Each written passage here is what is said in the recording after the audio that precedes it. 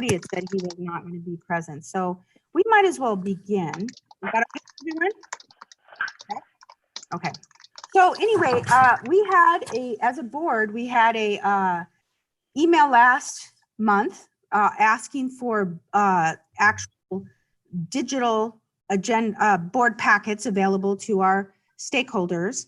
And so one of the things I wanted to furnish was the meeting, the 203.5 policies that describes during meetings how we handle packets. Now, what I found interesting is a couple emails that came my way saying the chair was responsible for the packets. And I can assure you, after reading this, the chair is not responsible for the packets. The chair is responsible for the agenda. So what I want to do, first of all, is read. So again, it's 2035.5E. This is where we describe how we are going to furnish our board packets to our stakeholders and to board of directors. Now, this is pre-pandemic now, isn't it? So we're going to have, this is why we're having this conversation. So it says at least one copy of printed materials, including electronic communications relating to agenda items of the meeting prepared or distributed by or at the direction of the BOD and its employee, and I distributed at the meeting to all board of directors. Now we get them electronically because of pandemic. 2, distributed before the meeting to all BODs, which we do. And then 3, II, available to the meeting room to all BOD members, shall be available in the meeting room for inspection by the public while the BOD considers their subject members. This does not apply to materials classified by law or any other public or to materials related to the agenda item of a closing meeting. So, of a closed meeting. So here is our dilemma. We now have a pandemic. I am in here every single board meeting with my packets. I provide one. I can only provide one, but I usually have 3 or 4. And so I would like to option that to talk to you about having those available. And then we need to discuss the verbiage, who's doing what. I am not the packet person, so we got to decide who would do that and how we present these to the public. So just thoughts. So that's our first item of workshop. What do you say? If we are to have anything that is distributed to the public about these board packets, we need to make sure that all personal data is removed from them before making them available. There are oftentimes information in the board packets that are for really board members only, for us to read and then discuss in these workshops and vote on. So anything that gets distributed should be effectively censored beforehand. I was under the impression, since we offer a packet here of our meetings, they've already been vetted for that type of thing. Is that not? So we'd be the packets that we have in-house for parents to come see, or in the old days when they would come, they should have already been vetted. Am I right? No. Are they allowed? Go ahead.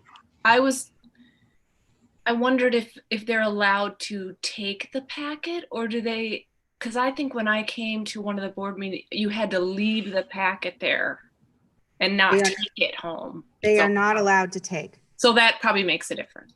They were never allowed to take. And they were allowed to come see them.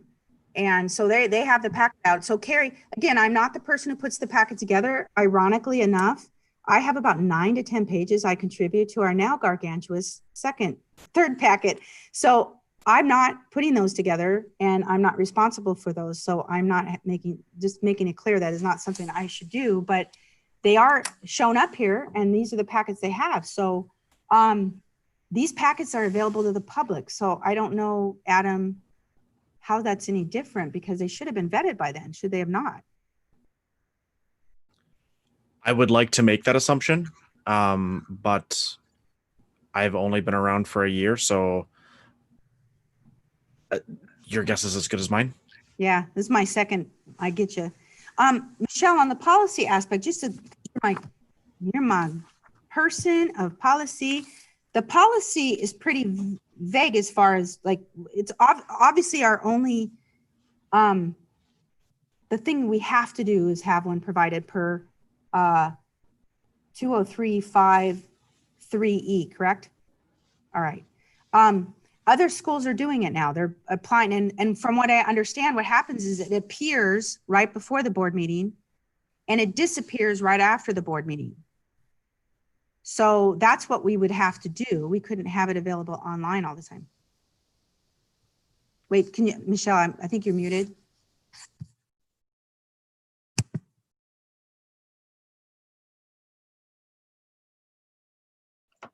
Sorry, I had to use my iPad instead, and the buttons are in different spots. It just has a requirement of a single copy of the board packet. And I think there's two ways to look at it. One, there are schools that are posting them digitally, but they may also be having a slightly varied version of the board packet. So our board packet that is intended for the board members' purview and that parents can look at if they're attending the meeting but not take with them, we include everything from the meeting in there. For example, survey results and things like that, where people have given and shared their opinions and their thoughts and other things that can be identifying data. If you put it up online, it stays there. It doesn't matter if you take it down right away, it's digitally captured in some way. So I think I'm totally fine with us having board packets available, but I do think that if there's any sort of data sensitive items, that those wouldn't be. And we can also just have that be where the board packet is just publicly viewable information, and then the board members receive an appendix that's data sensitive. And that's perfectly fine too. We can just separate it out. So that I think everybody should have the same information that we're looking at so they can follow along with our discussion and share ideas and share thoughts. We want our community to participate. But I also want our community members to know that if they share something with the board, like a personal opinion, or they're giving us valued feedback, that we treat that respectfully. And so I think we have to really find a very careful balance between it. So it might just be an issue of redefining what our board packet is.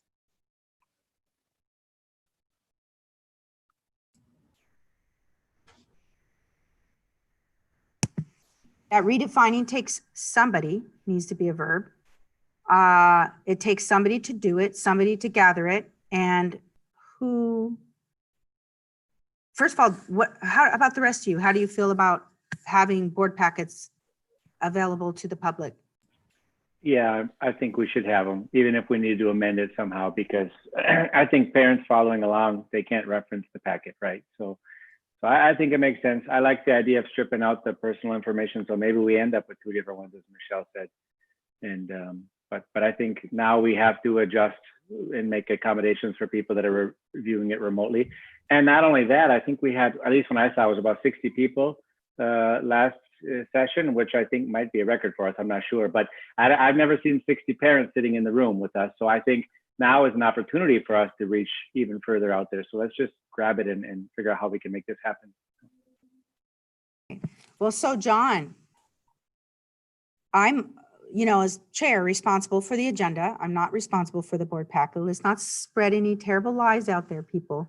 And I'm not owning that. I do enough, and it's not part of who I am as a chair. So how do we make this happen? So let's discuss how this has to happen. And then from a policy standpoint, Michelle, do we need to do anything, or we just make this happen? So that's the two things I'd like to discuss. And let's make a decision and get the people involved who need to make this happen. So fundamentally, in order to strip out, if you're going to go from 2 packets to 1, you're going to need somebody on the board. My recommendation anyway, is to have somebody on the board or a couple of board members look at that information and decide what needs to come out. I do not at all advocate putting that on an administrative staff, because they are not involved at the same level as the board members are. So they're not going to know necessarily what needs to be pulled out and what doesn't. That it is true, especially with a lot of the reports that I give to the board, I include comments from surveys because the previous boards have asked that information be included. So to that respect, when I give my report, I could put 2 different reports. I guess if it's the easiest way to do it, one where, and I could just put, director's report to the board and director's report to the public. I don't like that perception, because then it's like, well, the public's getting different information than the board. But that would be one way to address that issue. And then when it comes to surveys or anything that, that's a little more sensitive, the board would get a separate, different director's report than what goes in the board packet. The problem therein is we would have to make sure that those don't get mixed up. So you're putting out the board packet for the directors, inadvertently, that gets made to get put out in the public. That's the only danger with having two different copies, is you can run into that situation where there's a possibility, I'm not saying it's going to happen, but a possibility where there could be a mix up with which packet goes to who or what gets included. But that's one thing I can do as far as my reports go. Other committees, I couldn't speak for them. And that's fundamentally, I think that's where it would be important for somebody on the board level to look at it, because it's, fundamentally it's your document that's being shared. So there should be somebody on the board that looks at that and, gives it the final okay to, okay, let's publish this, and then send it to Carrie and she can, make copies or whatever. Well, so here's my thought, just being in regulatory. I honestly, John, I'm kind of worthless for other people's content. I contribute 9 pages. Right. For me to go through it and decide what's privacy and what's not private, data privacy. So, there's easy enough to do a board of director online folder, and people should know their own content. Like, put in there, if you're adding content to a board, why would you not know what shouldn't go on and should go on? To give it to somebody else to decide that, to me, is asking for trouble. So like, I would know for my stuff what should go on and what should not go on. And then maybe that's the way, if we wanted to do this, to handle it, that everyone's responsible for their own data privacy. Like, if you think, oh, there's comments in there, then it goes into Carrie's online board of director packet. And then people drop in with like committee notes and whatever it could be. And that way you're responsible for knowing your stuff and what's data private. Because if you ask me to do it, John, I'm going to be putting stuff on there dummy when it comes to that stuff. So that would be a way, is that everyone owns their own stuff, puts it in a board of director online version folder. And then Carrie knows that's that version. And then there's a board of director items, just like I set up in our thing. Because to ask some other board member to figure out what's a problem with your stuff is going to be, I just feel like that's a disaster. But that's one way. What do y'all think? So would that then eliminate the need for this second packet that we're floating about? That way Carrie is just creating one packet that can be distributed to both the public and the board. And then we as a board have that shared drive that we can just look at as we're going through the agenda items. Yeah, I think that's true.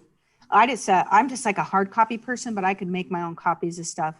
I like to have the whole packet to myself to look through it. I'm kind of that generation, Adam, not like gee whiz. You guys are so smart with technology. That could do that. And then that way we know. But the other factors to make sure it's available when stuff starts, when our board meetings start, and when it ends. So that's the other piece. But I don't know. I don't know. What do y'all think about having just one, like if you would smart notes? Carrie's is the smart notes, or this, Spark Notes of the board meeting. And then that's what she does online. And then we have the full version people drop into our folder. I don't know. What do you think? Well, just a question. To answer your question is, do we need that extra information? Like, I think some of the stuff we've pulled out before has been people's names or children's names or what have you. I don't know that really changes things for me. So if we can, like you say, Annie, if we strip that out ourselves, or John, if you do that in the survey, if you see somebody's got a name or something, you redact that portion. Maybe that's the simplest way to do it, is we just have one version and we share it. And then if there's something special, we do that as an exception so that we don't create multiple documents, because I do think that that can start causing some problems. So if we can stick to one document that we all share, and then we have on the exception a special document with some confidential information or what have you.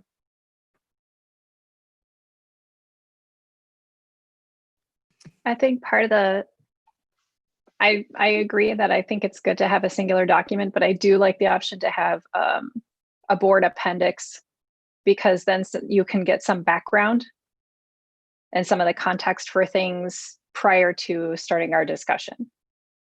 So I'm totally fine having a separate folder that has some of our board appendices, like the August appendix, you know, things like that. It just is incumbent upon everyone then to review that information too. I don't know, we're kind of in a conundrum where people, you know, we'd like to have our families have, you know, this available, but I understand there's a lot of, like, even, I mean, I get 7 copies today. So I'm not, I mean, we're handed them because I don't put the packets together. So I've got a parent in here and they have that packet right there. So is that stuff I shouldn't be showing? I mean, I would assume if I'm given a packet, one of them is supposed to be in the classroom as defined by our policy, that is okay for everyone. So I don't know. Now I'm a little, I don't know. I don't know, you guys, we want to make it, try and do something about this. I mean, again, I'm trying to address the parent, any other ideas, and then we have to make it happen. It can't be. Well, and the other thing to be concerned about is that if there's items that are, you know, draft items. So for example, if we have a draft plan of something, if it's, you know, it has to have the draft watermark if it's published online, so that people have an understanding of what is online versus what the final version is. So you don't have individuals thinking that, you know, the two are the same. So I definitely agree that we need to have things online, and so that our parents can follow our discussions. And then I think if we there's not too much, I think, that really would be cut out of the board packet, quite honestly. I think it's just a few kind of very key things. So if, for example, academics committee meeting has an instance they're discussing or trying to figure out procedurally with like one specific student, then I wouldn't put that portion of the notes into the public facing document unless there's a recommendation for the board. You know, I don't think there's too much that would be. I just think it's something to be conscious of. And also the watermarking. I think if we just make a decision of what sorts of things you would pull, and we each pull those, watermark them as draft for anything else. So I have several good friends who serve on the Richfield School Board. I think I've known 4 or 5 different fellas that have been on that board. Their meeting is tonight. I just checked. Their 365-page packet is currently posted right now, and for their live meeting. And so I can certainly ask them what they do if there's anything changed, but certainly all 365 pages of their packet is available for somebody to take a look at. I think, Rob, too, there was, again, there's a lot of hearsay. This is uncharted territory, and we're small, right? So we don't have a large administrative staff and all of us. So do they make it appear during the board meeting and disappear like we'd need? No, I just checked. I can download it. Wow. Okay. So it is downloadable. Yeah. And they have double R's. So now we don't have to fix that. They have double R pages.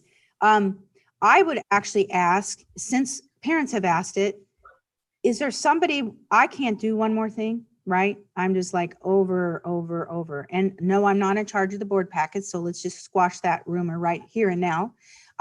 Is there somebody willing to follow this through? And if we also, because I don't think there's a policy change. Michelle, can we do this? Do we have to have a policy change? Sorry. No, we don't have to do a policy change. We're meeting the minimum and we're going beyond it. But if we make a policy change, then it starts to become something we have to do. If somebody here is willing to see if we can't have this happen by September, to get the resources available, so they'll have to talk to John about, you know, and we can just, you know, I don't know if we can do, I don't want to wait till September. These parents have been, you know, our families have been waiting for a while. If we can have this happen and kind of conjure up the best way to have it happen. I think, I don't know if that's too much. Do you think I'm getting ourselves in murky water if we have somebody assigned to do it and then just, I don't know, what do you think? Because I'd really like to have this happen, but I don't have the time to chase this hockey puck. Somebody's got a hockey puck stick and has a little more time. I would love to have it happen. I just can't make it happen. So is anyone willing to help with this? Do we have a place where parents have access to? I mean, or is this just something that we simply can, I mean, this is, again, on Richfield Schools, this is on their website, right? So you go to msa.com, you go to the board meeting, and on the board meeting, there's a link that has the packet. So all it does is, Annie, once you receive the packet from Carrie, or Carrie has the packet, she sends it to Justin and he links it. That's all there is. Those are the things that have to happen. So what has to happen is Carrie puts together packets and PDFs to us, but I don't know, people are worried about maybe there's something in the packet that's of sensitive nature. So that's my only worry. But yes, it would have to contact Justin, get a button, have it available to, you know, there's some steps to have it happen. So that would be the hockey puck you'd be chasing. Right. And I really don't think there should be anything in the packet that can't be publicly viewed. That's up to the people who are putting the packet together to make sure that they did redact names and those kinds of things ahead of time. Closed session stuff obviously is not part of that. So I think it's just simply Carrie, John, I don't know if this is really that big a step, but can Carrie just send it to Justin and Justin post it on, or who puts the website together for the board? Is that Justin, or sets up that part of the website for the meeting? So Carrie can post and print whatever's sent to her by the board. So if you send the board packet to Carrie, she's going to take it exactly as it's sent to her and post it or print it. Okay. So that means that whatever is sent to her would have to be already redacted. So, but she sends it to us. Yeah, the final copy when she prints it off. Now, what she sends out on Thursday is not necessarily what you will see on a meeting tonight. If you look at the board packets that were sent in previous years, a number of items have been added and get added between Thursday and the board meeting.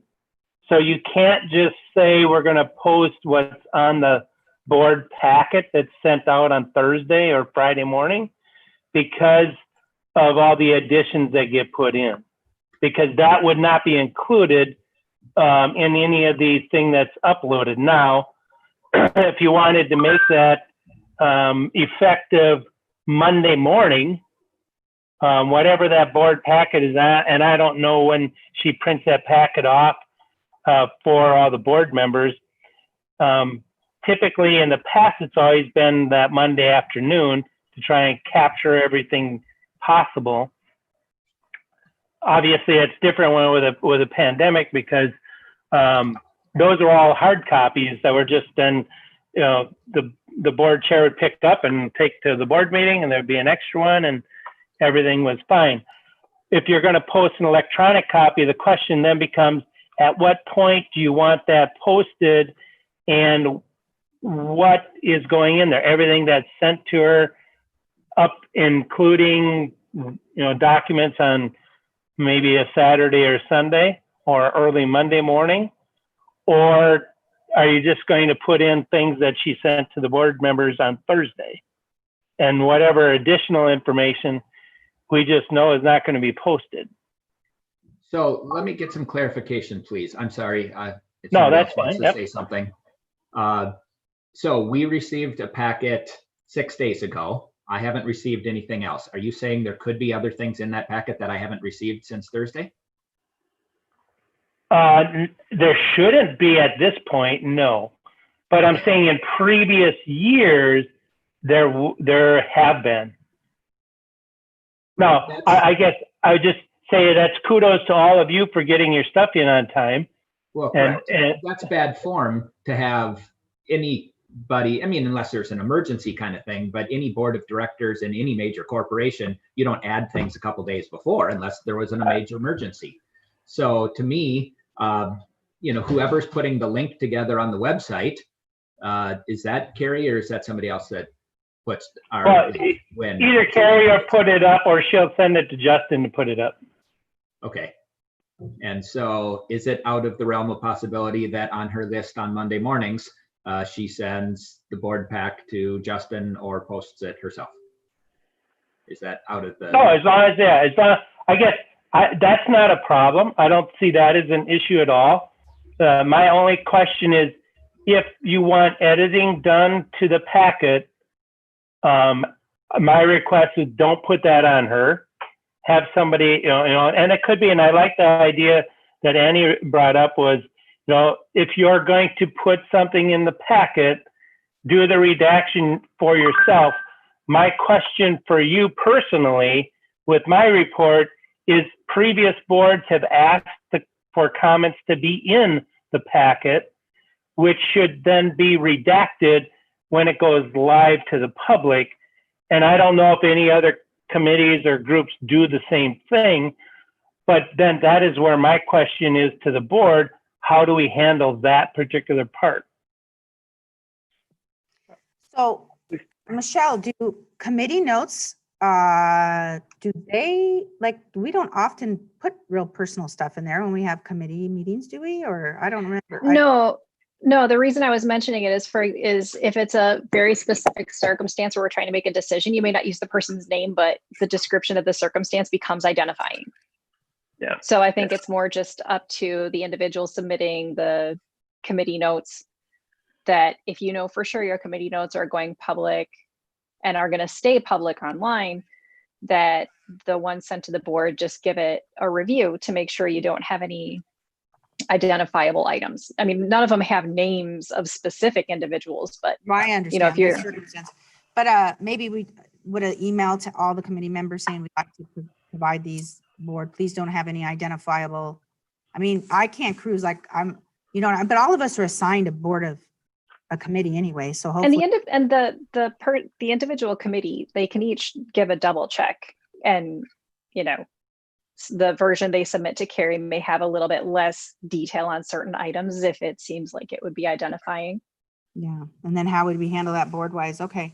Well, Annie, just back to John's question, I would still like to see the comments. I think that puts a lot of color around those numbers. So I think unfortunately, you may have to go through and there may be a whole comment that has to be redacted because, to Michelle's point, it's too specific, even without a name.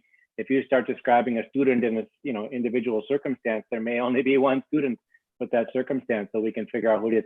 So I think if you could go through and say, I had to redact a comment here, it's too personal, that's fine. But the other 99 comments are all included. I think we get the gist of it, right? Well, it's either that or I guess we come to an understanding that when it comes to any surveys that have comments, I will provide 2 copies. One for the public that is just the summary information, and the other report will be to the board only. And I'll put a cover page on it that says board, confidential board members only, so that it's very identifiable that it's, this isn't to be published, and that will include all the comments. I mean, I'm fine with doing either one. I just want to make sure I'm meeting what you want to see, and we don't have that possibility of identifiable information getting out to the public. well, and I think that's why we have to own our own what goes in the packet. So you would be better, you know what I'm saying? So just know, so we do that. And then the other thing is, Rob, I agree with you. I mean, if something is due Thursday, it's due Thursday. Like, the student surveys, when we got that, John, I've done it too, so I'm not bashing you, but if we're getting that on a Monday before a board meeting, that shouldn't be in the packet anyway, because we don't have time to read it. So we just have to make a clear thing that, Thursday's the last day and then if we have to wait another month because we didn't, have our stuff, then that's the way it works. And that's how we do that. So, all right. So let's wrap it up. Rob, give me a big, I feel like you're a hockey stick with maybe the puck. if you'll help, just make sure, just a transition between everyone. Look at, I'm, Right. I mean, it's not a motion kind of thing, right? This is Right. just a workshop. it's just, And so, but I claim that we follow our procedures, and our procedures are that Thursday, everything is due to Carrie. Each of the committee chairs, as well as the board chair and the director, is responsible for taking out all sensitive information. well, in I the don't, materials. I don't want to take out other people's sensitive information. I'm No, saying you're we should all be. responsible No, for but if the you have information that's sensitive, so say Yeah. you as a chair have a Yes. comment for survey. your 12 pages. Yeah, because I'm going to blow it. I'm just worried. I used to work in regulatory. I'm like, oh my gosh, I'll be the one to be dummy and getting myself to We do. will all try to help. I But know. then on Monday morning, it gets posted through the regular channels that the links and everything else are posted. And is it left there or do we put it down? Because some Southwash literally it shows up before the board meeting and disappears. I don't know about St. Croix Prep, but are we okay with it? Just the other thing. I think you just pull it down because you don't need to leave big packets like that available on the web, but it's So open for that day. Okay, so basically, so that's what My I need, opinion. is if somebody was willing to like make sure those little pieces happen, that it gets posted, that it gets taken down, that Justin's aware, Carrie's aware. John buy-in with Carrie, right? So she can do that, hopefully, because that's what because I'm gonna leave this meeting saying, all right, we got, so is anyone, do I need to volunteer anyone? Rob, do I have to volunteer you? Please handle this.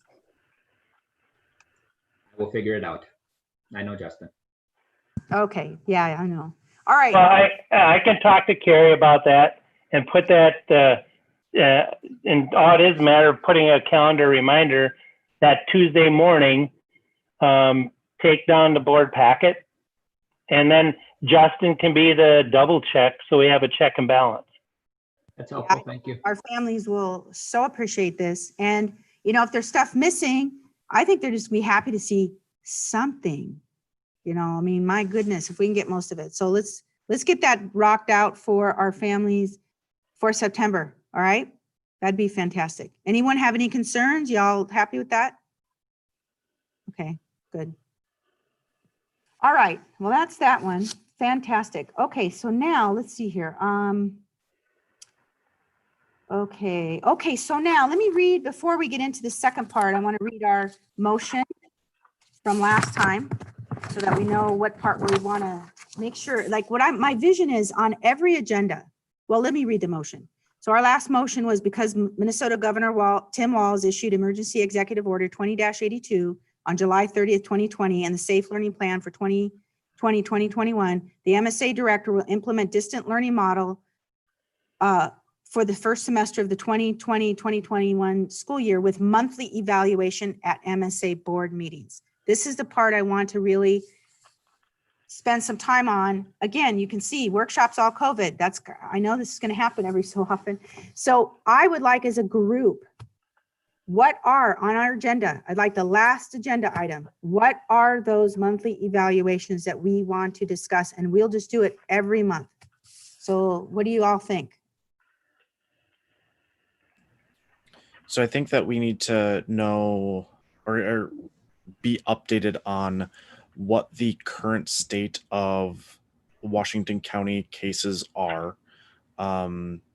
We also need to evaluate. I know that we stated that for the first semester, we are going to be going into distance learning. Should we evaluate to see if we can possibly move to hybrid early, or if we are on a track to go to hybrid at the start of second semester, or and track that across the next few months to figure out if come November, we need to make a decision whether or not spring semester is going to be again distance learning, or if spring semester is going to be our first attempt at a hybrid model. I completely agree. So that was one of my thoughts, is that the current state of Southwash. So that's just basically cases per 10,000. If they've decided hybrid, as you all know from last week. and they will be closing. They'll be closing with certain guidelines. So have they moved to distance? So that's MDH and MDE. Those are the two sources for that. Is that right? Okay. Yep. And then MDE. Okay, so that's one thing. And I'm going to put hopefully people who are good at this stuff to this.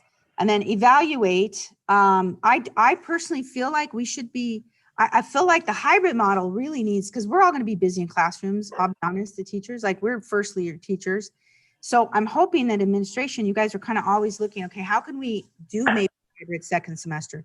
Can we go for 25% kids come in, like just to get some contact with people starting second semester? I would hope that's already in discussion and that we have a game plan. What if by second semester COVID is really low? I don't know, but let's say we could always motion to come earlier back than first semester, but that has to be with evidence and science. So I'm hoping, John, that's one of those things that you guys are already saying, how can we, now that we're distant learning first semester, what would hybrid look like second semester? And maybe it's 25% of the time, but that's got to come from you guys and deciding how we can make the facility safe. Do we have the right PPEs? Do we meet the MDE, MDH guidelines?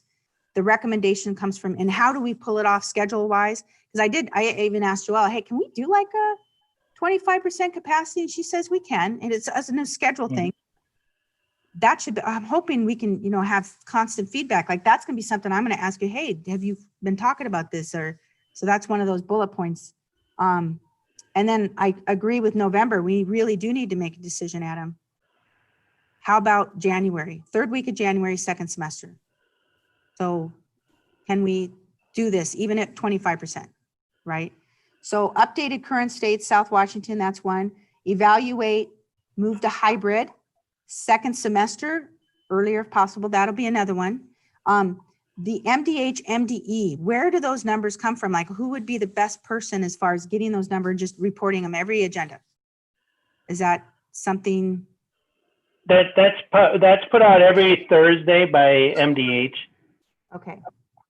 So, and maybe John, I'll do that. Just show me where to go on that. Well, or yeah, I can share when they come in. What I can do is when I get an update, I can just share that with all the board members, so you know. Okay, and I just blank copy everybody, and then you know where we're at. Okay, and then we'll just repeat it then for our stakeholders out there listening. Yep. So this is something we promised them in our motion. And how about the evaluate spring semester and hopefully move to a hybrid second semester? That's really, how about that one? Like, should we have components of that? Should we have admin? Any discussion you guys are talking about, or some thoughts about how we can move in there? Like I said, I hope you're having those conversations. Who's part of that conversation? So fundamentally, it's going to come back down to those same areas we discussed for the decision for opening the school up. So really, when you get to that point where you want to evaluate, can we open up or not, we're going to have to go back to all those same topics, because unless it changes, and even then we should talk about the change. Let's say MDH comes out and says, instead of 6 feet social distancing for hybrid, as long as students are masked, you can go down to 3 feet. That's a game changer, because now we can do two-way traffic in our hallways. If it stays 6 feet, or I don't think that'll increase, but let's just say it goes to 9 feet, well, we know that's a hard stop. And if it stays at 6 feet, it's a hard stop unless we can figure out a way to get those students in and out of those classrooms that have one door and one way, and that's got to have two-way traffic. But I think that's what our families are asking, John. Right. Now that we have time, we'll be busy Right. making online learning happen.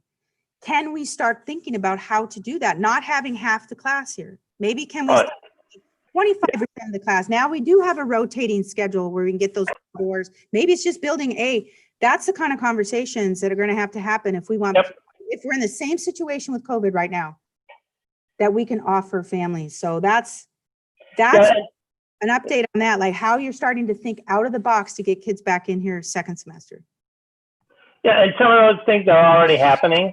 The other part maybe that we may want to include within, but that would be probably in my director's report as well, will be the things that have arrived on campus that are getting us closer.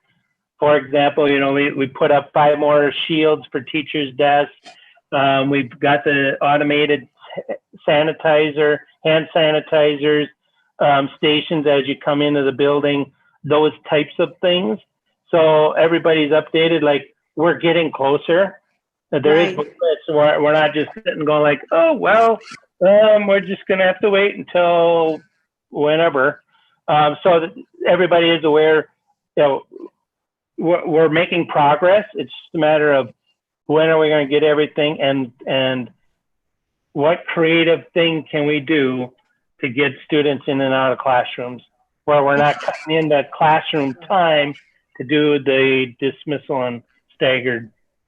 But even if, I don't know, that's where you got, I mean, I'm really hoping, John, just for me, this creativity between you and the administration, how can we make this happen? Even if it's 25% out of the box, second semester. And even if I lose classroom time, even if it's a little to get kids back in, maybe that's what we have to do. If we're having to do all this, maybe we do have to do that to have our kids back in the classroom. But it has to come like some really good brain from you guys. So if you could just talk about some of those ideas that you're having every time, because again, we're in the classroom now, we're busy with right. Yep. And then make a decision in November. Is that I think that should be a goal. In November, we're talking what's going to happen second semester. We have to have a vote on it in December latest, right? One thing to add, Annie, I think that would help build the case one way or the other is also the feedback from the constituents, right? So, I mean, the teachers, the parents, and the kids.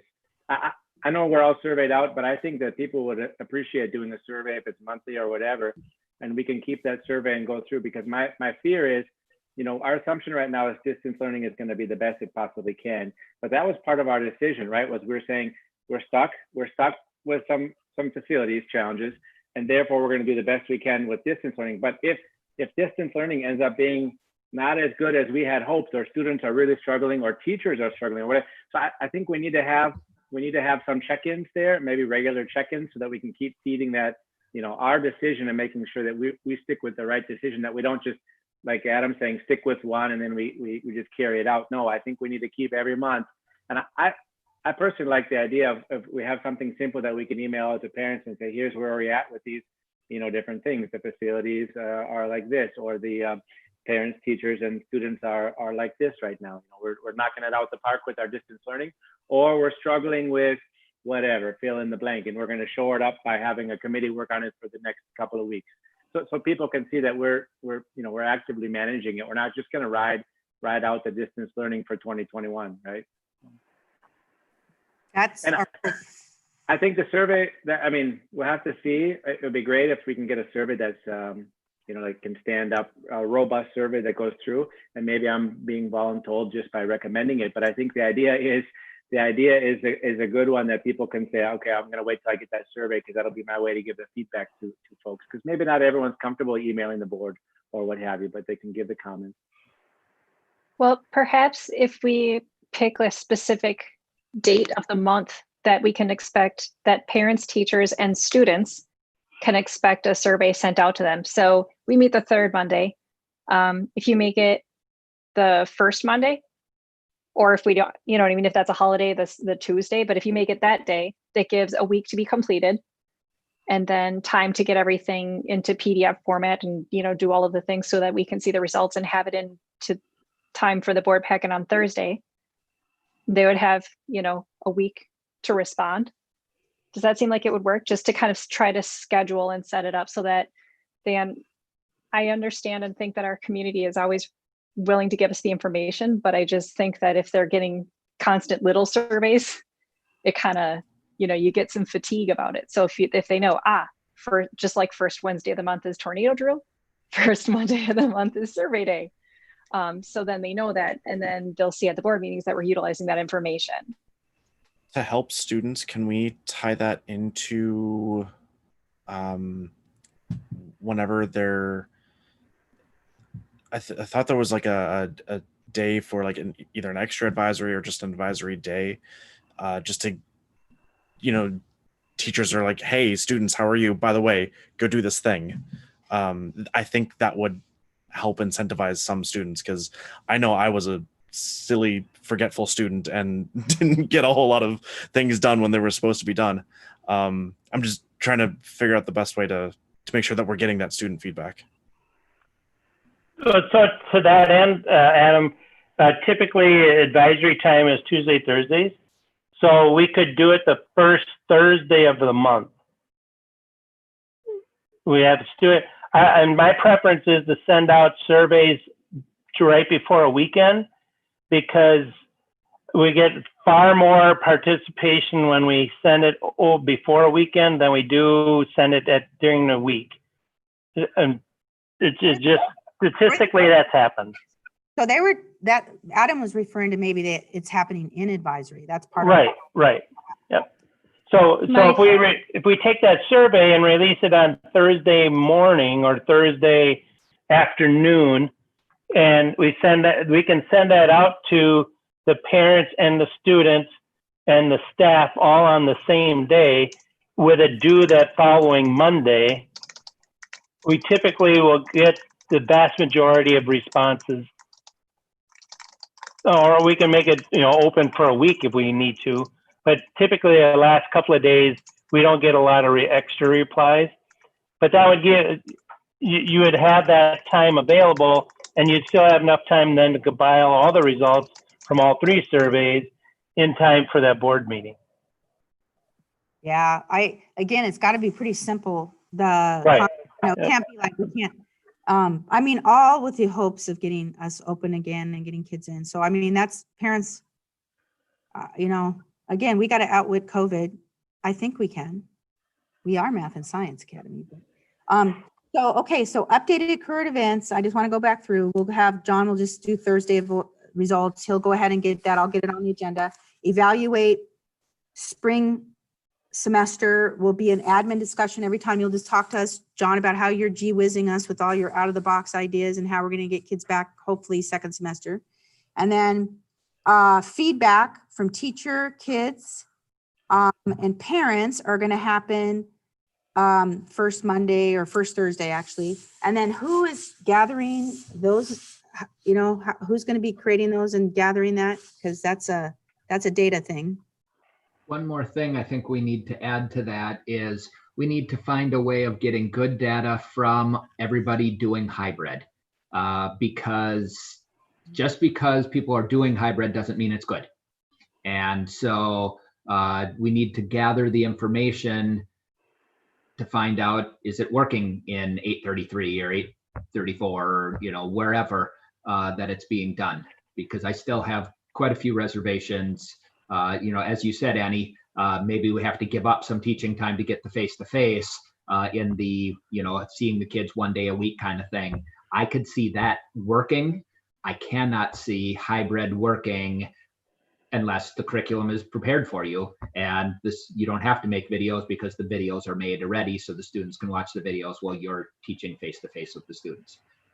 So I'm not sold on the hybrid that's happening in the other school districts, and we have higher standards than some of them. And so it may be hard to make that work. So somehow on that. I agree, because I know what they're doing is they're having teachers teach the online learning so that the people in the classroom who are doing hybrid don't have to worry about online learning. They just have to worry about being there for the hybrid. And yeah, we are a small little school with our challenges, aren't we? Because to ask us to do both, I don't know. Except my understanding is the ones that are going full-time online are being taught by those alternate teachers. I'm not sure how it's working for the ones that are half in the classroom and half not, and how that piece. I'm not worried about their distance learning because that's what we're doing, and we're going to do that well. That piece makes sense to me, and that was a brilliant move for them. However, what I haven't seen at all good documentation of is how these school districts are going to run the hybrid piece with the teachers in the room and not. I can speak to my home district in that for the high school, you're either your butt's in the seat or you're on the Zoom watching the same class, and the teacher is responsible for both at the same time. here where I live. So, and again, who knows how it's going to work, but I'll get a little data in my house. So. Well, Yeah, and then how do you get that data? Other than having a kid, Rob, how would you get that data? Well, I think, can't we look to our community members? We have students who have siblings or cousins and friends that aren't all at MSA. Is maybe we can have some contacts with some people at other districts. I mean, I have a couple of other AP teacher friends whose schools are doing hybrid. They haven't started yet, but it's essentially the same thing. They're supposed to be able to do both simultaneously during class, is the expectation. But they're concerned, just like you, Rob, that it's it's going to be sort of a big jumble of madness. Whether it is or not, who knows? I mean, they're awesome. So, but again, we have our general team for fall 2020 should have a lot of different community members as a part of it. And then I'm sure they'll continue reaching out. I don't know. So it's just this by hearsay, kind of like, if we want to talk about this every time, is it a hearsay thing, or is there a way to get, data? I don't know. Jennifer, what are you thinking? I have no idea how you would get that data. And I wonder if the first thing we should do is ask if the kids would even come back if we had a hybrid. I mean, maybe they're happy with distance learning, and then we could see, well, how many kids are we talking that would go hybrid? And maybe that would affect it. I just don't know. One piece of data to Rob's question is, it's where my anxiety comes from, is the kids that are going back to school, are we going to be spreading, the disease more? So, I mean, you hear stories, and I'm not going to cite a specific one, but you hear stories of schools that have opened and they've had a lot of problems, right? And so that would be one bit of information. That would also be a concrete piece of information. If we happen to, hopefully it doesn't, we have some schools around our community where we see they tried it, it didn't work. That would also help inform us to say, okay, I mean, we're not quite there yet. We're not where we want to be, where we can bring the kids back safely. So regardless of how well we're doing distance learning, it may not be a realistic option for us. But anyways, it's just another piece of data, and it's your question that we could bring in, is this school or this school in this community has struggled, and they're similar size or what have you. So it's not necessarily hearsay, it's an actual fact of what's happened. But it's not something that you can plan on either. You kind of got to wait to see how things go. What about reaching out to other charters to be charter buddies?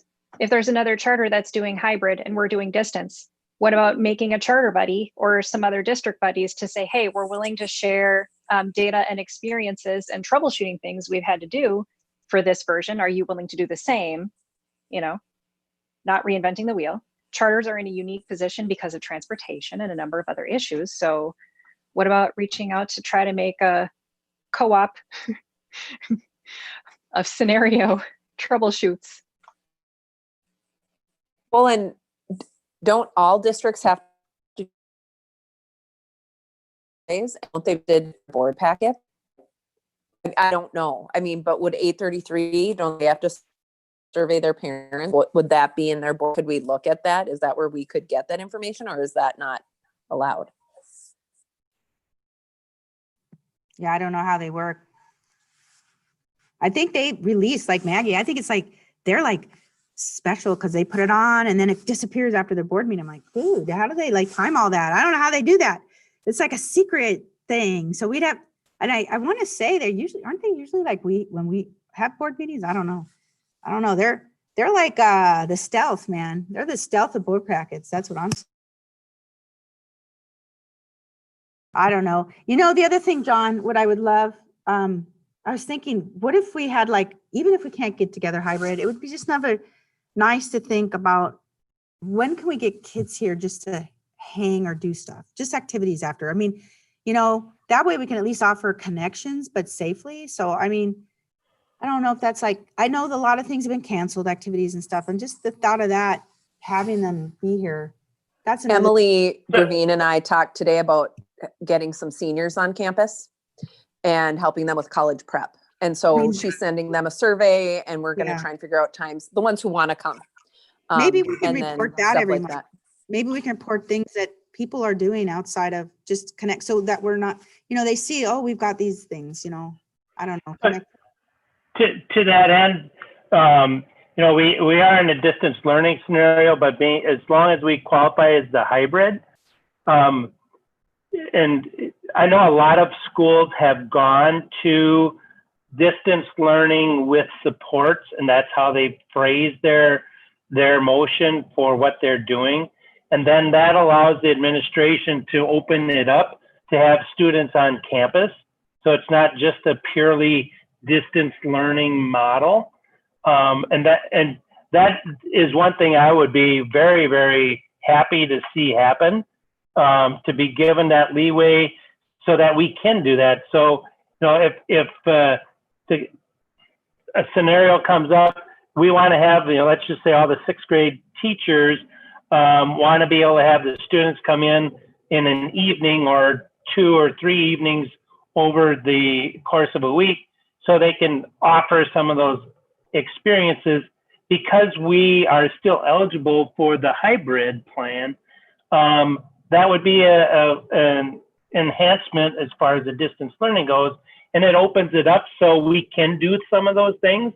The other part of that is, and I'm thinking especially for those students that are going to struggle, because we will have some that struggle for distance learning, we are able to then offer, hey, come on campus. If we get a mutual time agreeable between the teacher, if they're willing to, and the student to work one-on-one, we can do that because that's allowable. It's just that we have to be smart in how we do that. So that's where I think we, from a board's perspective, I think if that's one thing you may want to think about, and not necessarily this meeting, but next meeting, is to expand our scenario to distance learning with supports, and phrase it that way, because then it opens it up. We can get students on campus to interact with adults and other students, but we're going to do it in a very smart way and an intentional way, so we're not breaking any of the safety guidelines or that kind of thing. The last thing I would want to see is, we open it up like that, and all of a sudden somebody tests positive, and then now we have an outbreak. That would be my worst nightmare. My daughter lives in Atlanta, school systems there. All right, we're about a minute away. So let me just be clear at the end of our agenda, we'll have an updated current update on South Wash cases. We'll evaluate move to hybrid. So if admin's having discussions, how we're going to do that. We'll have some feedback, hopefully surveys. I didn't catch who was doing that, but I'm sure, Dan, is that you? I'm trying to put a person to it. Or is that just feedback teachers that we do at the first Thursday? Just some questions I'm happy to help if somebody want to lead that one. Yeah, we should specifically put together a team of people that are making those questions. I would be happy to send that out. If there's somebody else that wants to craft those, because we can send that out by a Survey Monkey fairly easy. It's just, it would be nice to have a lot of people involved, or some other people involved in developing those questions. I think we leave them standardized throughout the period. So then we have then we can look at, we actually have a baseline to compare it with. Yeah, we need to compare data.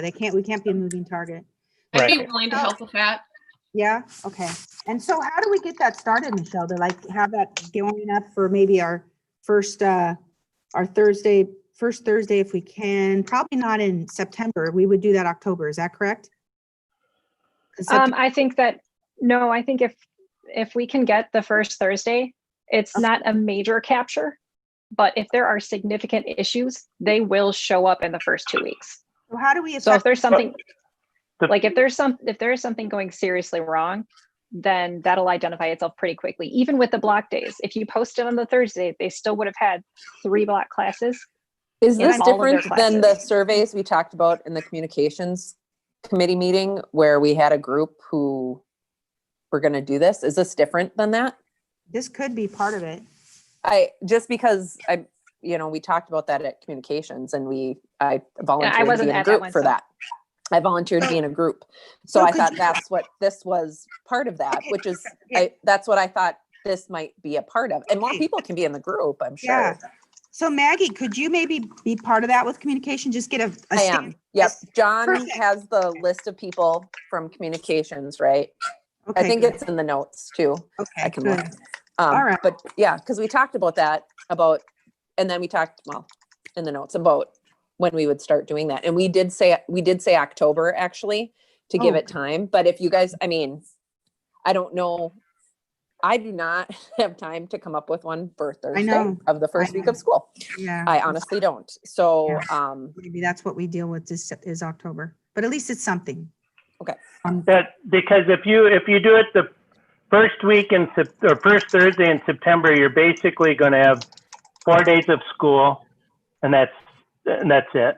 If you go that next week, you're going to add 3 more days is all. So you're not going to have a big data sample. And that first week of school, I don't anticipate a ton of academic things done, especially in the middle school. High school would be a little different. So your data there is going to be very skewed if you do it right away in September. Okay. And then, Yeah. yeah, But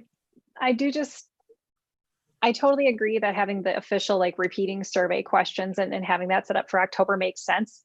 But we've got to have a way to get some feedback when it comes to materials pickup and just letting everyone know that if there is something that is that is really not working, please do let the teacher know, just because those first couple of weeks communication is so key.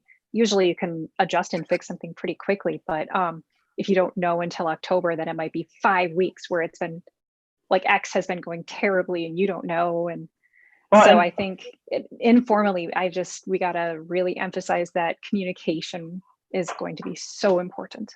So to that, we can run in the daily announcements because I have the Friday Zoom, lunch with the director. We can really hit that hard that if you're experiencing anything, please stop in or send an email or just drop in and put something in the chat. At least they have that opportunity to have that voice heard that first couple of weeks. I mean, that's an option. It may not be the greatest option, but at least there's an option so that those voices have a venue to be heard. As long as they talk to the teacher, like make sure they also loop the teacher in. Oh, yeah. So that we know what's going wrong. Hopefully yeah. not. Just But to add, I agree with Maggie. I mean, we're in crazy sauce the next 3 weeks. Oh. We're gonna, that's the thing is to get a team together. I think October, just with a few questions. Okay, so that's just Annie, just one. a bullet on student support. We can all share whatever. Yes. One quick counterpoint. Sorry, I mean, we're trying to make a decision by November as well, and if we only have 1 or 2 surveys, it's just something to think about. So it's the other side. It'd be great, even if it's just the early days. Maybe we're stuck and we can't get the survey ready in time, but it would be fantastic if we had a few, so you could start to see a trend. We're getting better at X, Y, or Z, right? As opposed to just 1 or 2 data points where I don't know, if that's good enough. But we can only do what we can do. I agree. But the first one doesn't have to be very long either. It could be just, how do you think it's going? And then, as you said, the key is it gotten, the second survey, the October one, have things gotten better? Have you communicated with your teacher? If you have a problem, have you shared it with the teacher? Because that tends to be, as Michelle says, if they don't tell you, how are you supposed to improve? And so it's imperative that the teachers have some sort of feedback loop straight from their students as well. Well, then we're like, okay, I don't know. I mean, I don't have time to get a survey together either. I mean, I'm not a loser. Trust me, I work hard, you guys. But it's like, now it's like game on. I'm like classroom. So Sounded like Dan and Rob were volunteering to me. yeah, that's I heard Jennifer as well. So, So there you go, 3 volunteers. It's quite heavy on the parent side, and I want to make sure we have a fair service. I can't hear you, Annie. You're on mute, Annie. You're on mute, but we got a meeting in 9 minutes. Yeah, just get it together. I know we got to really take a break. So anyway, that's what probably some of these workshops are going to be, managing COVID, right? Yep. All right, everyone, we'll see you back at 6:15.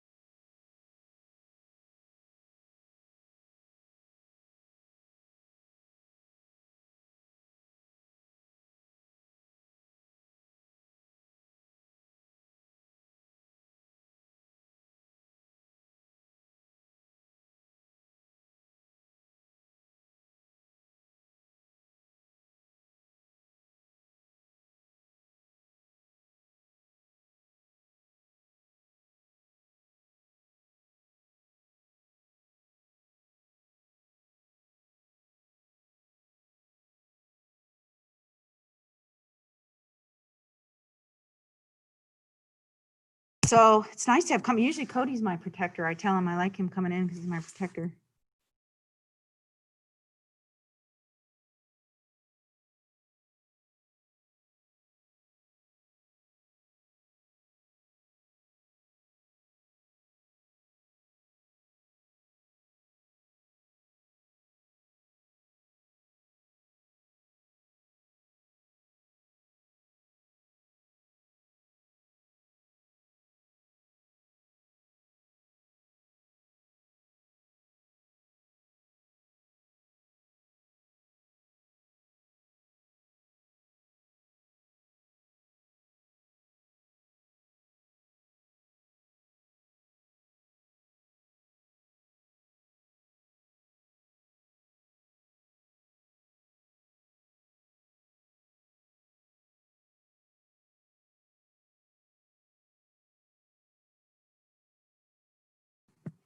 I know it's what I get for being late, huh, Judy and Adam?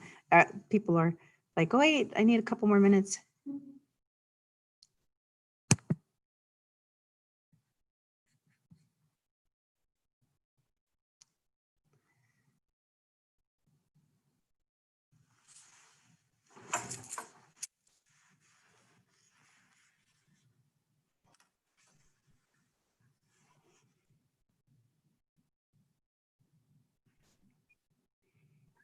All right.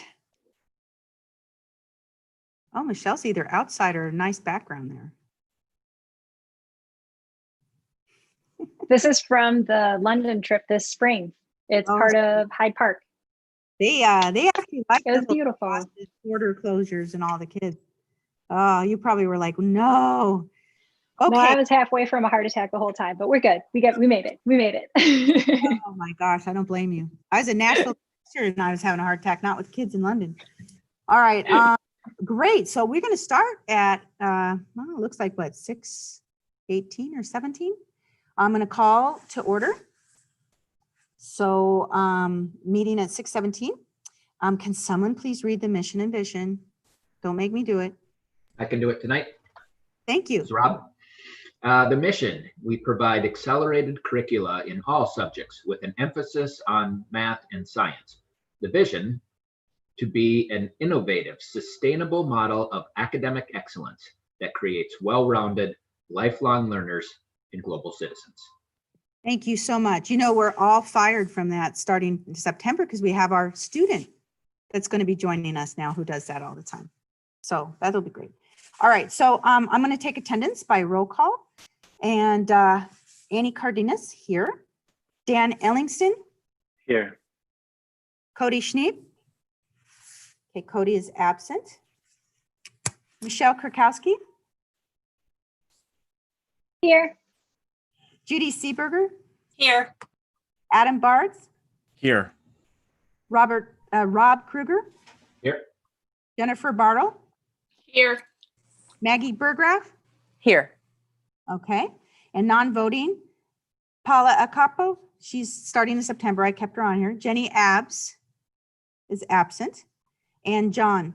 Present. Fabulous. All right. So who is absent? It looks like, as far as the board people, just Cody. All right. So item 3, approval of the agenda. Is there a motion to approve the agenda? This is Adam. So moved. Is there a second? This is Maggie, second. All right. Is there any discussion about the items on there? I think there's policy that's in the consent agenda is also accidentally in the discussion agenda. It needs to be cut from the discussion. It's just part of consent agenda. Oh, okay. And which, so you're talking about item 12. Are you talking about 12E or 12D? Hang on one sec. I just want to double check I've got the right policy number.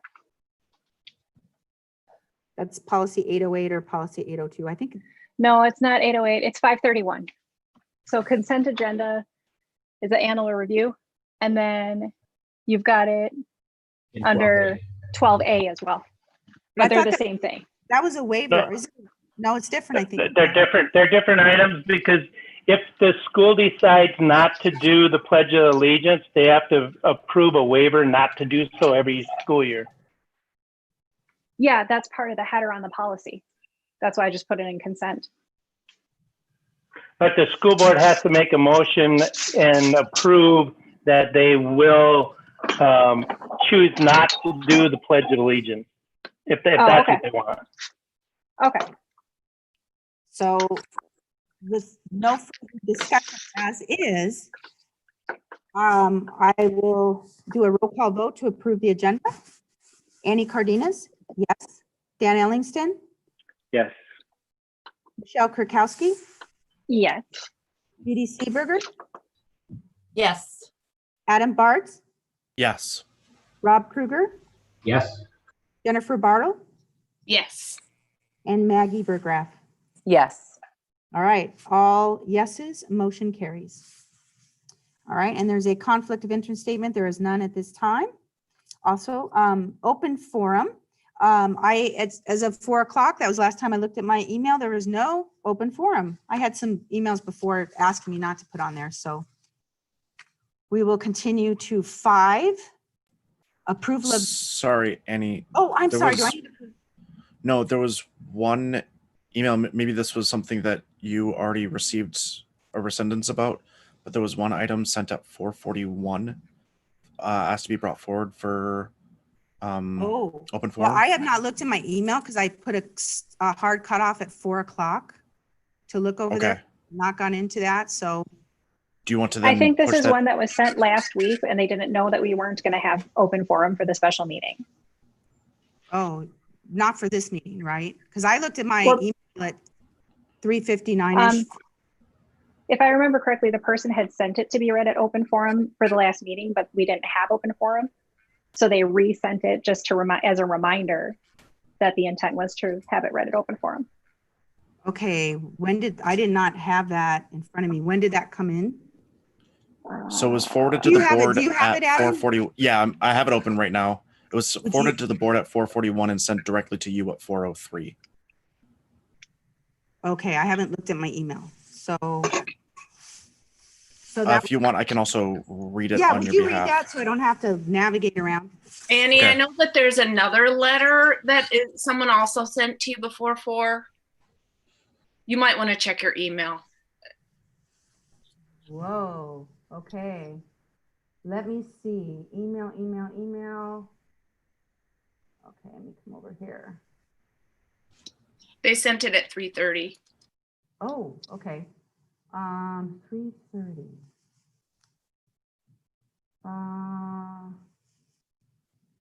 Do you know who it's from?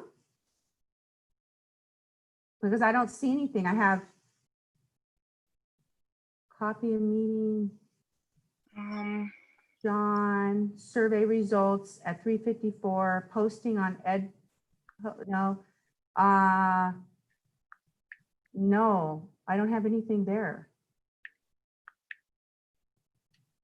I don't have anything there. So I have one at 4:03 that I see that I haven't opened. So I haven't read it. Should I read that one? Is that the one you're speaking of from Mary App, I think it is? 4:03, do you see that, Adam? That's the one that I'm referring to, yes. Okay, so at 4:03 it came in. All right, I but have- But it sounds like there's a second one that Jennifer is referring There's to. another one, but they don't want me to use their name. So sorry. Maybe, but I didn't see sorry. one at 3:30. Did it just go to you, Jennifer, or did it go to Annie as well? Because I don't have anything else either.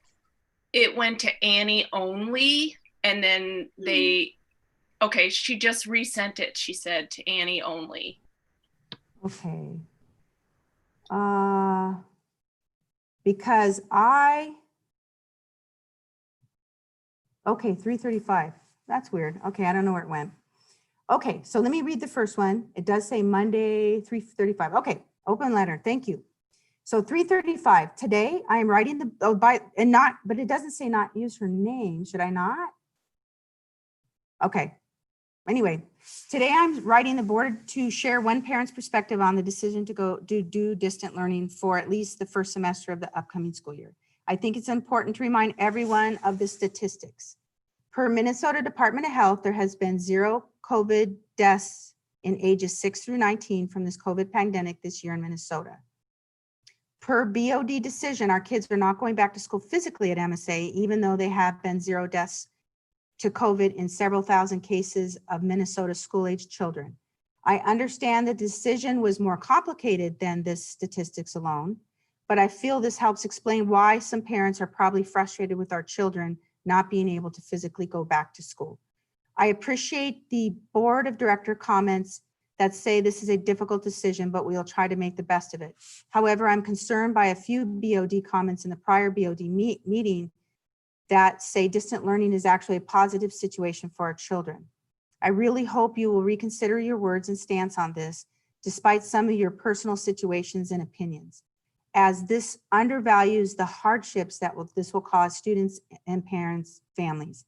Perhaps distant learning will be good and helpful to some students given their needs, but there will arguably be plenty of others who will struggle adversely from distant learning. We have no choice in this, as the BOD voted for distant learning for all students for at least the first semester. I strongly urge the BOD to continue working on a plan that will support our children physically being able to attend school when the time arises that the threat of COVID diseases and we can safely do so. This is a difficult time for all of us, and I feel it's important that BOD acknowledges the hardship that distant learning will cause for our students and families. In addition, please develop a solid plan to make sure that those students who will be struggling will be able to be successfully in distant learning environment. I agree that we should try to make the best out of a difficult situation, but please do not lose track of our goal for our children to physically and safely be back at school. Sincerely, a concerned parent.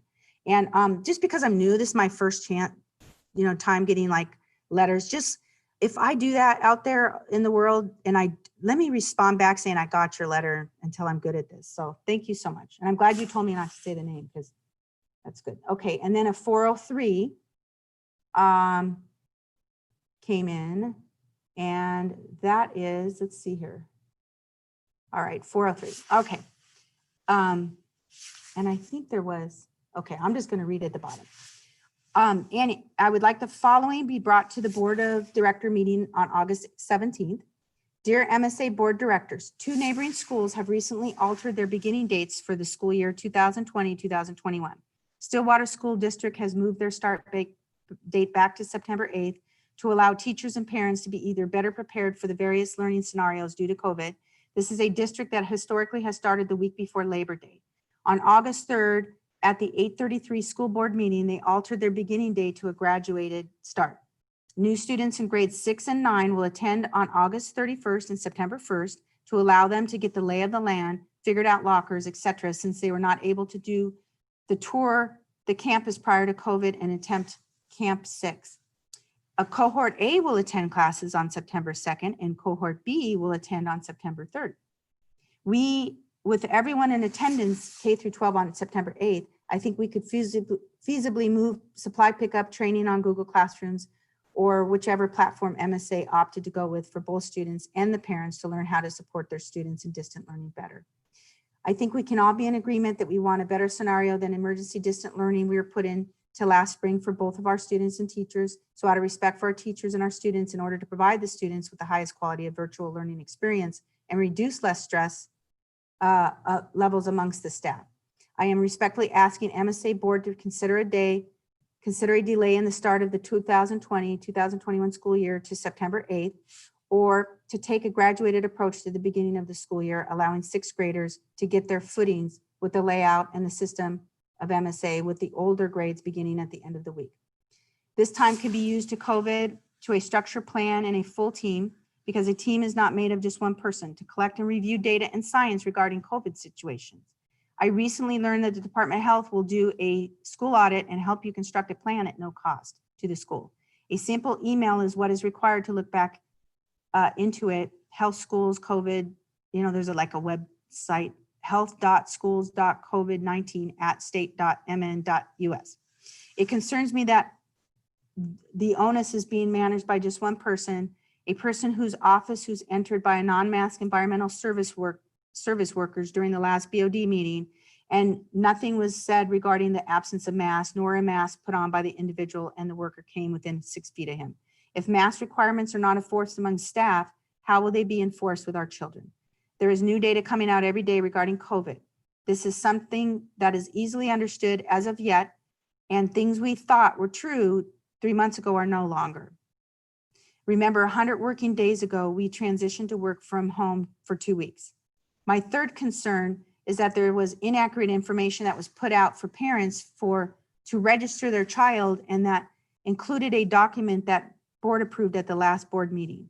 While I know the board received the packet late and right before the board meeting, it is imperative that documents be put on our website and approved to be accurate and professional. Right now, there are people that probably saw the initial posting of the documents and signed those. There are people that signed the replacement document, and there are likely myself who saw that what is on the website has not yet been approved and refused to sign it after it was approved. Thank you for all you do, Mary. So is that, Adam, was that the one you're in reference to from last time? Okay, good. All right, thank you very much for that. So, so open forum, geez, you could tell I didn't read those ahead as I stumbled through it. For sure. All right. Okay, so I'm going to go ahead and do two different motions, and that's to approve the two different minutes that are on here. So the first one is 5A, the minutes for 5A, BOD workshop and regular meeting, July 27th, 2020. Do I have a motion to approve the BOD workshop and regular meeting, July 27th, 2020? I can so move. This is Dan. Okay, do I have a second? This is Rob, I second. All right, is there any discussion? All right, no further discussion. I will roll call with names. I gotta flip to my front here. Annie Cardenas, yes. Dan Ellingston, Yes. Michelle Kurkowski, Yes. Judy Seeberger, Abstain. okay. Adam Bartz, Yes. Rob Kruger, Yes. Jennifer Botter, Yes. Maggie Burgraff. Yes. Okay, so that is 1, 2, 3. Let me see here, I gotta count up. That's 7 yeses, 1 abstain. I did the math right. All right, I'd like to approve 5B, Board of Directors special meeting, August 6th. Is there a motion to approve 5B BOD special meeting, August 6th, 2020 minutes? This is Adam. So moved. Do I have a second? This is Jennifer. I second. All right, is there any discussion on those? All right, so I will, if there's no further discussion, I will roll call the vote. Annie Cardenas, yes. Dan Ellingston, Yes. Michelle Kurkowski, Yes. Judy Seeberger, Abstain. Adam Bartz, Yes. Rob Kruger, Yes. Jennifer Bartle, Yes. Maggie Burgraff. Yes. Okay, that is 7 yeses, 1 abstain. Motion carries. All right, Chair's report. If you didn't attend the workshop, the two things we discussed today was having our board packets online and available to our stakeholders, and that was discussed, and we will be doing that September for all of you.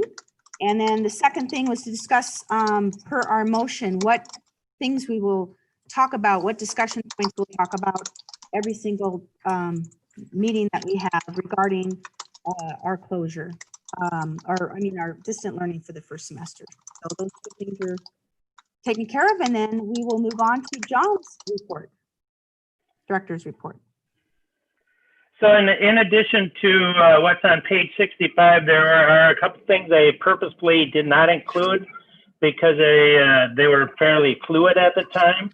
So I'd like to bring you up to date on those. And they have to do with the area of the personnel. One quick thing, Annie, I'm super sorry, but I think based on the rules for open forum, you have to say the name. Oh, do you? For records for open forum. I believe so, yes, because normally the person would be in person saying it themselves and they sign up on the sheet. So based on procedures, I do believe, yes, you have to say the name. Okay, Sorry, John. okay. No worries. So, I'll wait. So open forum, first open forum letter was Tammy Barnaby and second open forum was Mary Yap. Okay. Thank you. Okay, so Director, sorry, John. No worries. That's okay. So personnel-wise, last week we hired Julianne Farrell to fill the special ed teacher position. So we now have 5 special ed teachers. Most of that is to accommodate one special ed student who will have pretty much a one-on-one teacher. The other thing is you need, and I think you're aware of this, Caitlin Harper sent in her letter of resignation. She is now actually no longer in the United States. Her visa finally came through and she's in England. So she'll be teaching over there. So she finally sent her letter of resignation. We posted the position. We had a candidate that we offered the position to on Friday. However, that person declined the position. They had already taken a position at another school. So we have interviews set for tomorrow. So you can probably look for an announcement being made late tomorrow or more likely Wednesday, because we have to get the person inked or signed on the line before it can make an announcement. And then that would conclude or fill out the positions that we have currently open for full-time teachers. We still have a couple of part-time positions open, but with distance learning, it's not quite as critical that they're filled. That's mostly for in-person. Kind of a quick update on some of the things that have been happening on campus since our last meeting. There's a number of teachers that have had their protective shields put around their desks. So we're slowly working that way through. Basically, we're getting about a shield every day or every other day, depending on what other emergencies come up.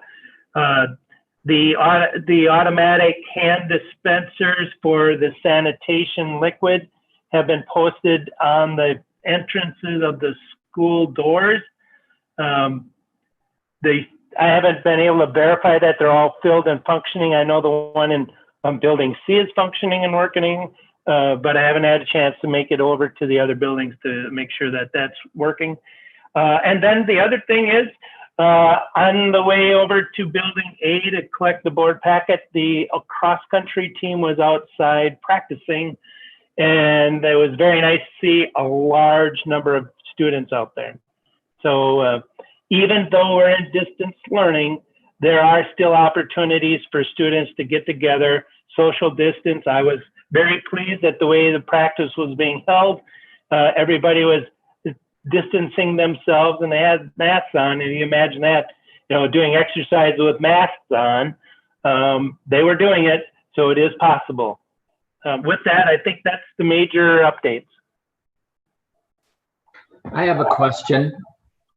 Yes. Is that okay, Annie? All right. So in your report, you talked about the student and parent handbook, and we received a few emails from parents saying that there were some errors, and then a new one was sent out. Can you just speak to that? What's going on with some of the errors and changes?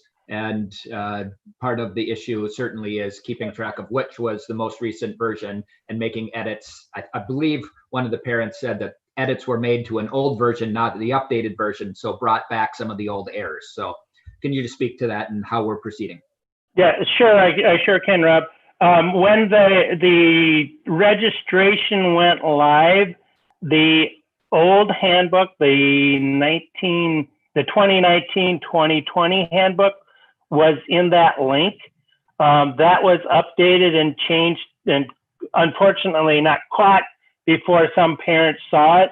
But that was updated then to include the current handbook that is in the board packet. So unfortunately, there were some parents that saw that and did the registration process. Once we get that finalized student and parent handbook approved, a copy of that will go out to all of the parents.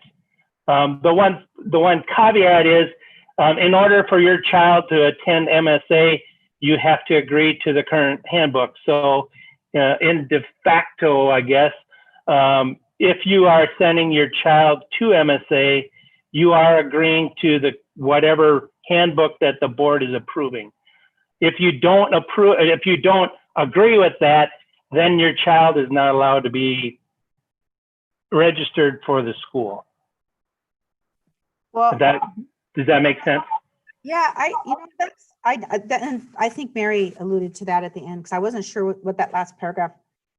I know I also got these emails, but do we need to move this up? Like I feel like I'm already looking at the board packet and it's the old one that we have in here. And so I don't understand, like, do we have somebody in charge of revs? Like, we always had auditors. When I was in industry, it was an auditor, so that these things didn't happen. And so now we have this out there. And so I don't know how we can prevent this from measure. To be honest, Annie, I think the only way to avoid that, because of the timing issue with the board meeting and when we do registrations and what all goes into that packet, because there's a lot of additions that change, is, I hate to say, a special board meeting just to look specifically at the student handbook, probably the second week in August. But to move it into the July board meeting is, there's so many changes that happen between July and August that you would have to go back and revisit it again anyway. To capture those, you really have to do that in August because of all the changes that are occurring. And of course, then this year is very unique with COVID and everything. But I think, yeah, looking forward to this whole process next year, that may be something we have to put on the board calendar, in that there's a special meeting, or the board looks at changing when they meet to a week earlier in August, especially so that we have that enough time frame in between when that handbook is approved and when we do registrations. Of course, this year is also unique in that we're actually doing registrations and that a week earlier, because Labor Day falls on the latest day possible, and that complicates things as well. Yeah, well, I mean, I think these the actual changes, it seemed like we're back in January or February, like for these handbooks, like it was months ago.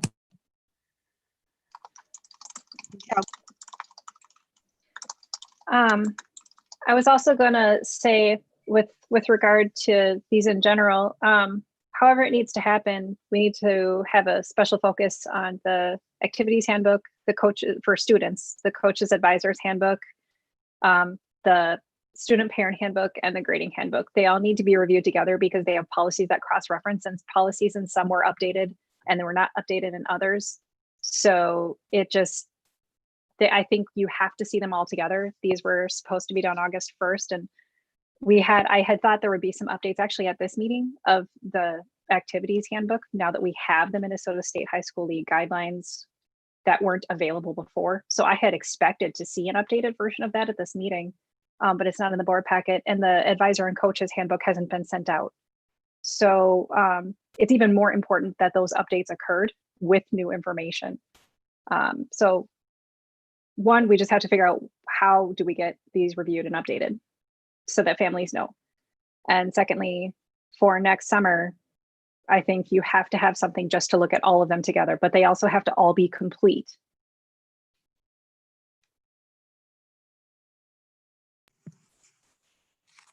Yeah, I think that, all right. Well, I think that's it. So that's it for directors. Any other comments on directors report? No? Okay. Item 8, student representative. Obviously, Paula will be joining us next month, so that'll be great. And we'll go to item 9, which are board committees and updates on those. So we'll start with Ms. Krakowski on academics.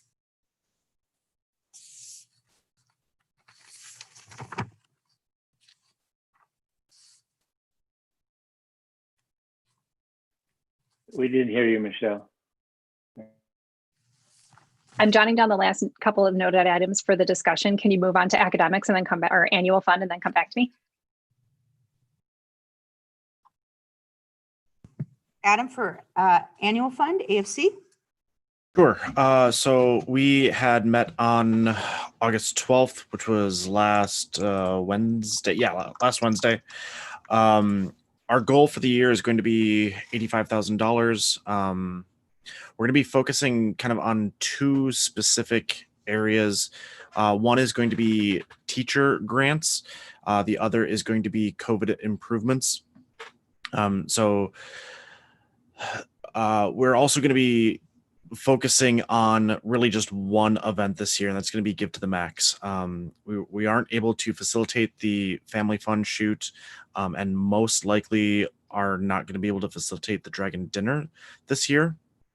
So we're going to give a big hard push to getting all of our fundraising done through Give to the Max. And we've got a couple ideas. There's going to be some stuff put in the announcements to request volunteers for assisting with that, especially if there are any parents or guardians that have experience in the advertising, market, or graphic design realms. Those would be greatly needed for Give to the Max this year. There was also a suggestion of leveraging Amazon Smile. MSA already has an account set up. There's even a page on the MSA website to be able to have your transactions count toward Amazon Smile. So you should be able to get to that today. Justin is going to be working to get a banner graphic, put it into the announcements, and it'll also just help get to that $85,000 mark. That's it. Terrific. All right. Do you want me to go on, Michelle? Or are you good for, do you want me to carry on? Or are you good for academics? All right, so for academics, we had a couple of things that we updated. First up, that they're working right now on an event to help the 6th grade class get to know each other, as well as our new 9th graders. So the idea is to focus in on a few events where in a safe way they can meet each other, they can hang out and try to build some community. We definitely want to do it for all grades, but right now for those grades that are new to the school, particularly important. For open house update, they have staggered pickup days. And I think some of the idea that they wanted to, make sure to have the materials ready for students, and some of the teachers will need some additional supplies. So for example, students who have art might have 2 bags, just because the art supplies are kind of bulky and things like that. So we're working on some of the updating for that. Scheduling update, the scheduling was pretty much finished. And when we were talking about where academics might fit into the task force or team created around our scenario planning, we had one of our former parent, now community member volunteers, Noelle Hayland, volunteered to be a liaison between academics and that planning team, just to see where can we help, where is it that you need feedback. When we were looking at fall survey, they continued the idea that the parents, the students, and the staff do need to have survey information, and trying to work out some of the bugs for that. And then we reviewed what you all saw last time, where Sam had adjusted our goals and some of the world's best workforce, and some of the things that are involved in that has to do with our SAM goals. And so we talked about that. And then we talked about the recruiting diverse staff, just because, again, if students see themselves represented in the school, they feel more confident with themselves at school. And so John reiterated that he's making sure to include the language that the recruiting diverse staff task force created in our postings, and hopefully we'll start expanding out some of the locations and ways that we post those. And then we looked at some of the enrichment classes within the middle school and how it is that we can figure out courses for enrichment versus elective versus, and required, and just start delineating what some of those are with regard to repeating courses or not and things like that. So that's going to be a continuing discussion about how to define those to make that decision more clear cut.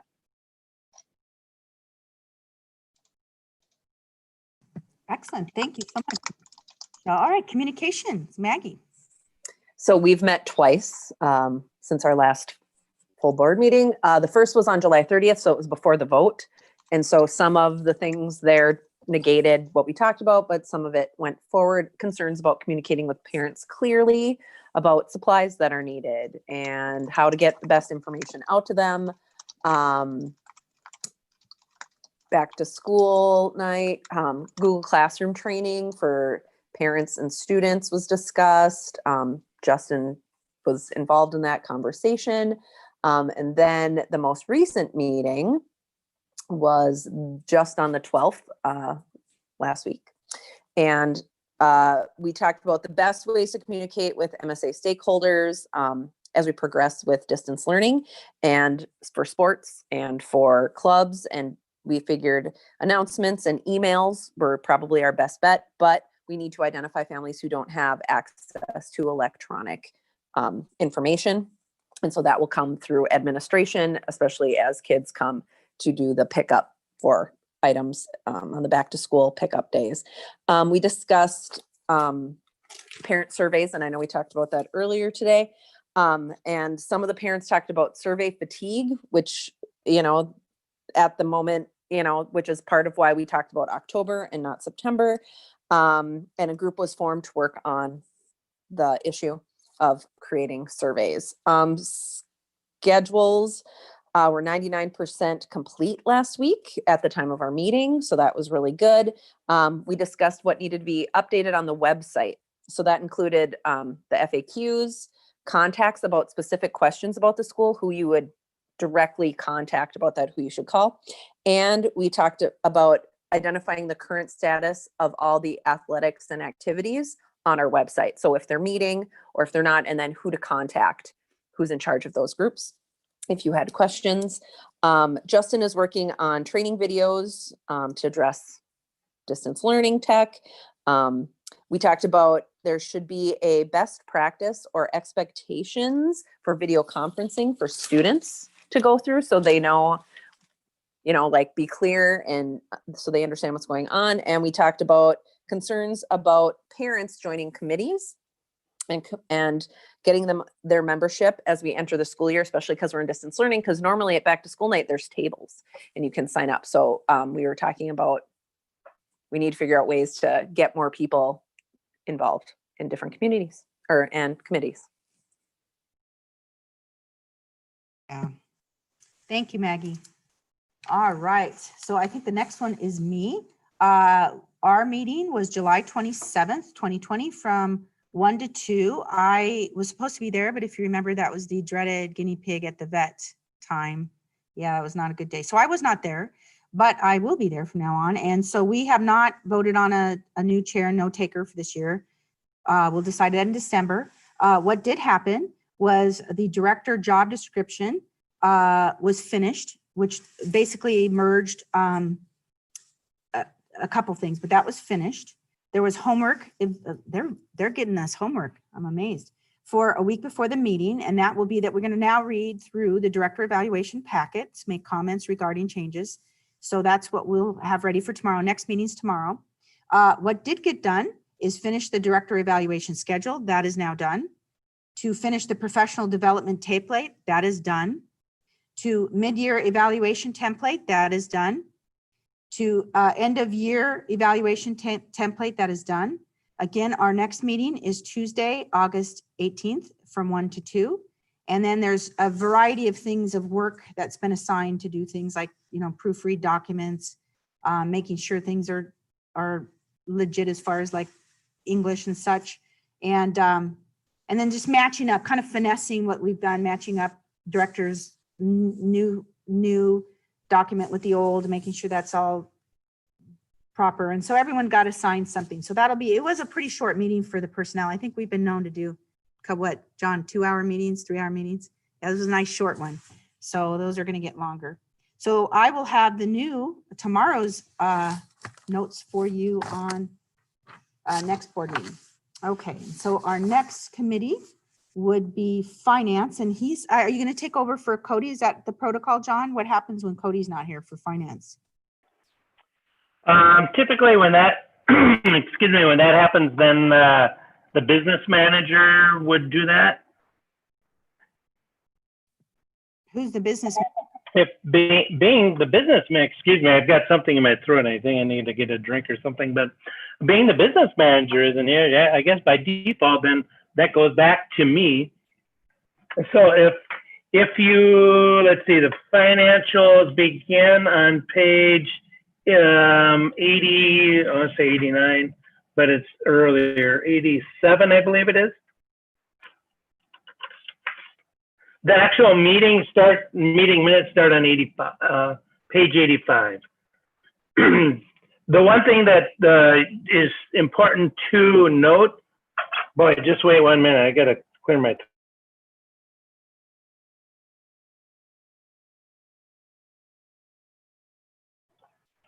Sorry about that. Oh, I guess I didn't get it.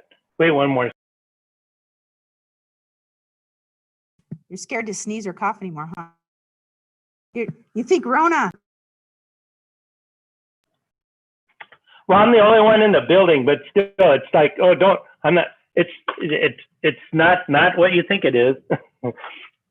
But yeah, the meeting minutes start on page 85 of the packet. A couple of things that we talked about. The one big thing is to note, if you look at the financial statements and summaries, you'll notice that for the month of June, which is basically the end of the fiscal year, we're showing a deficit of a little over $109,000 for the previous fiscal year.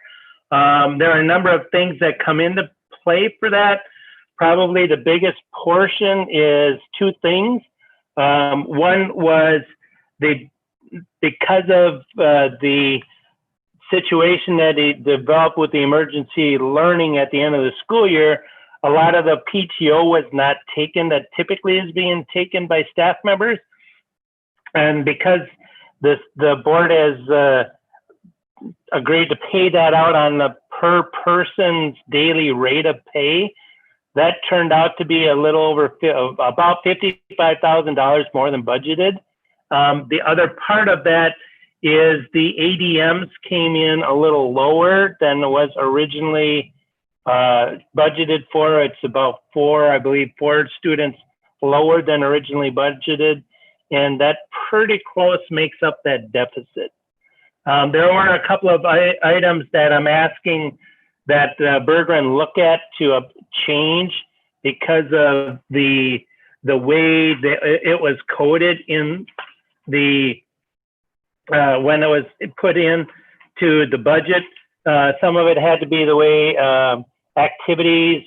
If you look at, I don't know if you're following along or if you want to follow along, but in the expenditure column on page 5 of the report, page 93 of the board packet, you'll see the third item, which says extracurricular activities.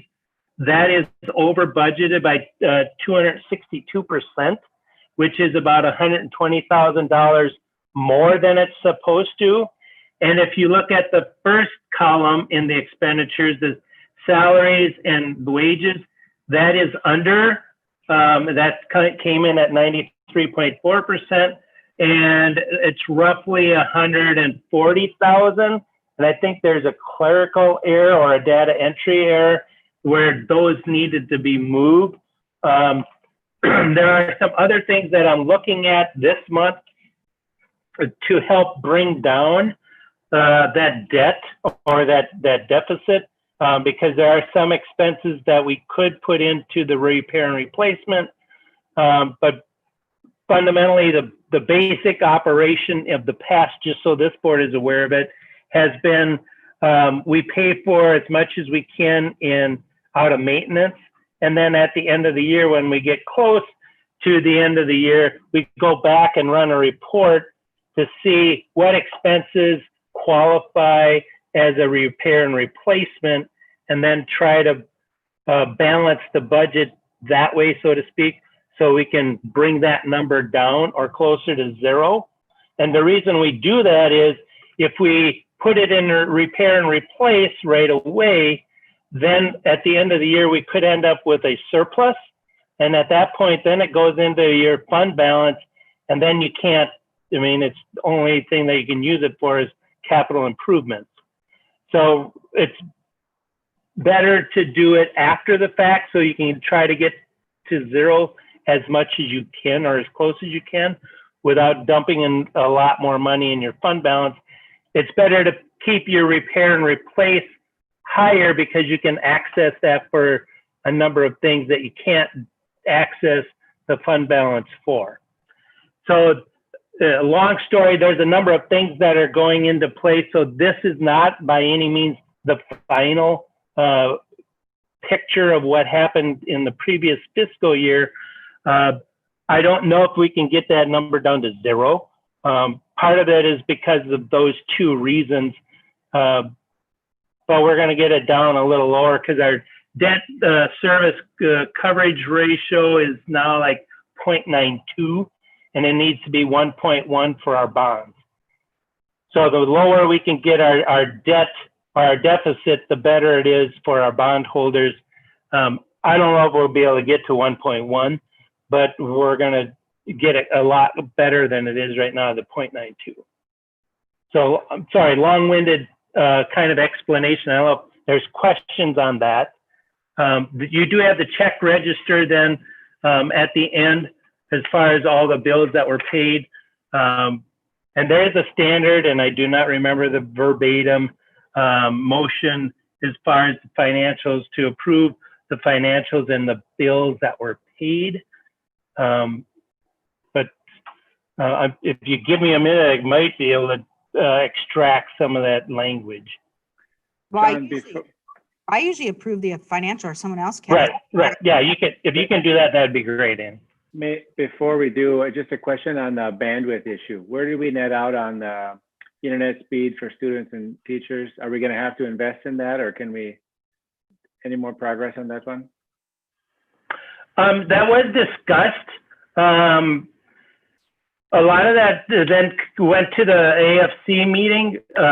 Mostly it was discussed, if I remember right, with the AFC. We talked about that, but we did talk about the bandwidth, the 3 different options. There is another development that I guess you can be aware of.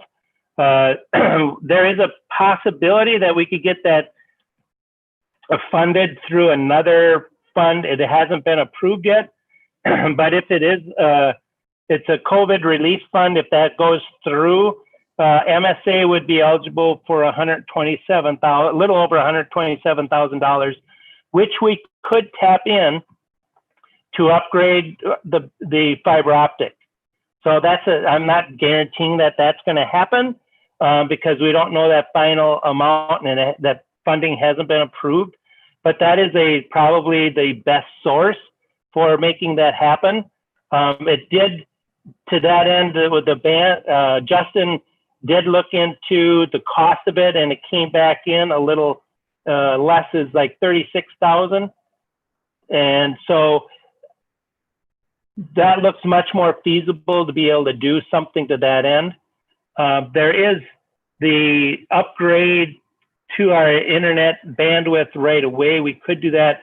I believe it's $10 a month increase to basically double our upload, if I remember right how it is, the upload speed, which would help our staff while they're on campus. Some of that is, we're going to find out when we do the, the distance learning, because I believe we'll have about 20 teachers coming on site on a fairly regular basis to do their distance learning. And we'll have a much better idea when they start live streaming and everything, just how much of that we're using. And if we're going to the fiber optic, that's the gold standard basically for bandwidth. And I haven't given up on that. I think that's a very viable option. So I agree. I think the fiber optics, sounds great. I'm still surprised you have to pay for that. I know a lot of companies will pull it for you as long as you do a contract or what have you. And this sounds expensive, but I think for $10 or whatever, we should just be doing that. I mean, doubling. I know if I call my cable provider, it's just a matter of them punching in the code and they change my number, right? So it's whatever I pay for. And you're right, we're limited on copper up to a certain amount, but I would rather that we invest a little bit and maybe dial it down later. If we find out we paid for too much, then do it the other way and have the heartache of a week or two of students complaining about not being able to hear the teachers, right? I mean, I think that could be kind of devastating for our distance learning start. I don't know, that's my opinion. I'd rather start with extra bandwidth and dial it back, even if it costs us a little bit more.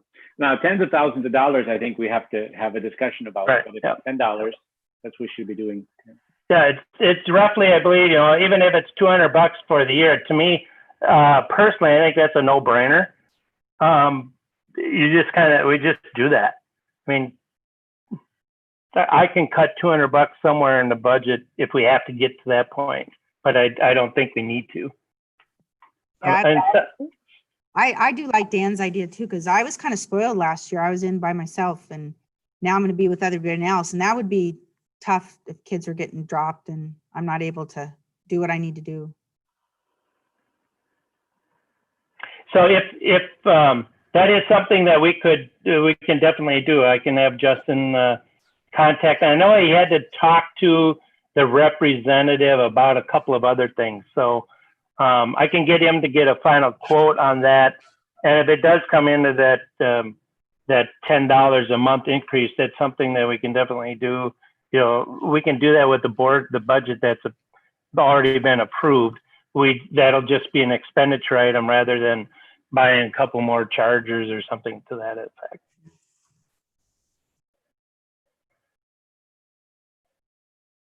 Oh, you're muted, Annie. Yeah, welcome to this world, right? Yeah, you're like the kids. Kids like yell at me like that too. So any other questions on financials? I'll go ahead and move to approve, if that's okay.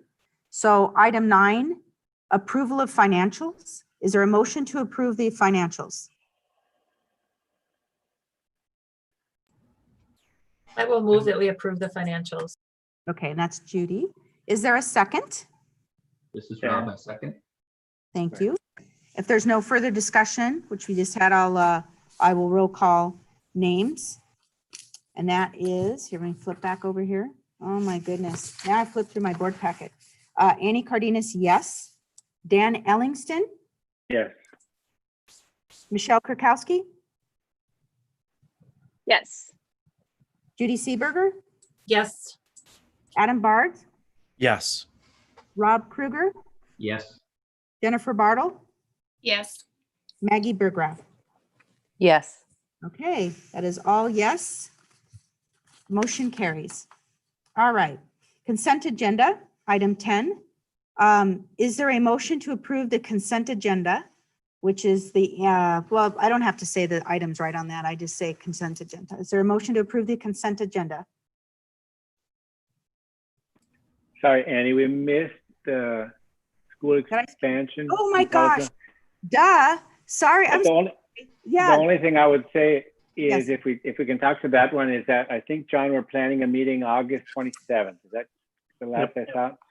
So the reason I bring it up is if anyone's out there listening, please, we can use all the help, right? And I think now is a great time to provide your input into what the future school will look like. So the meeting will be August 27th. I think an email will be sent out shortly. So, but we haven't had one yet. yeah, that's usually, I think, during summer for that. And policy, I'm sorry, Ms. Kurskowski. How about policy?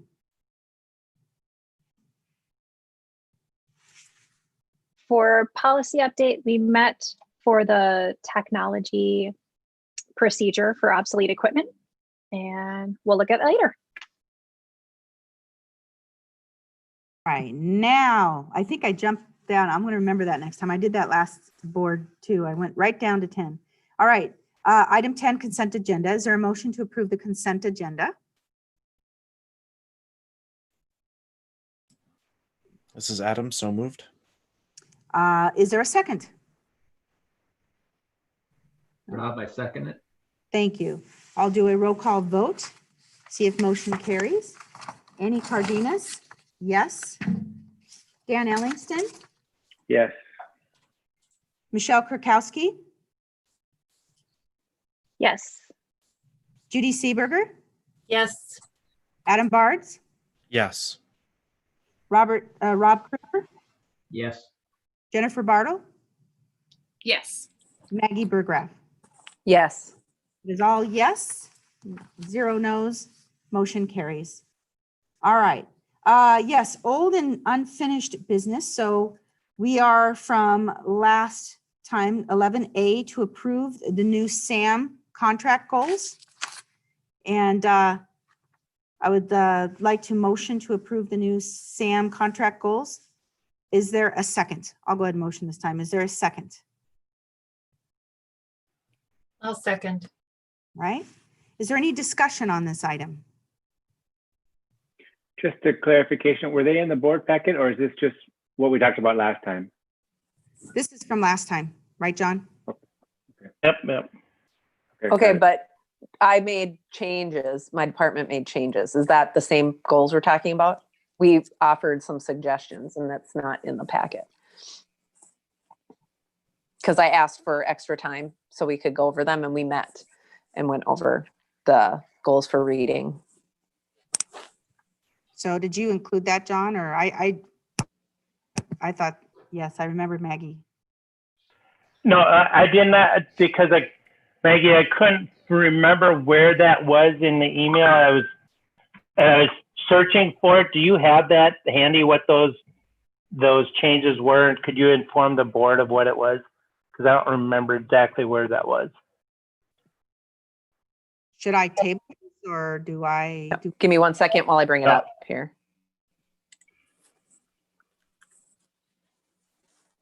And did you talk with Liz about the changes?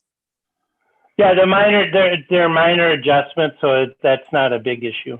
It would be if it was a major issue, but those are minor adjustments.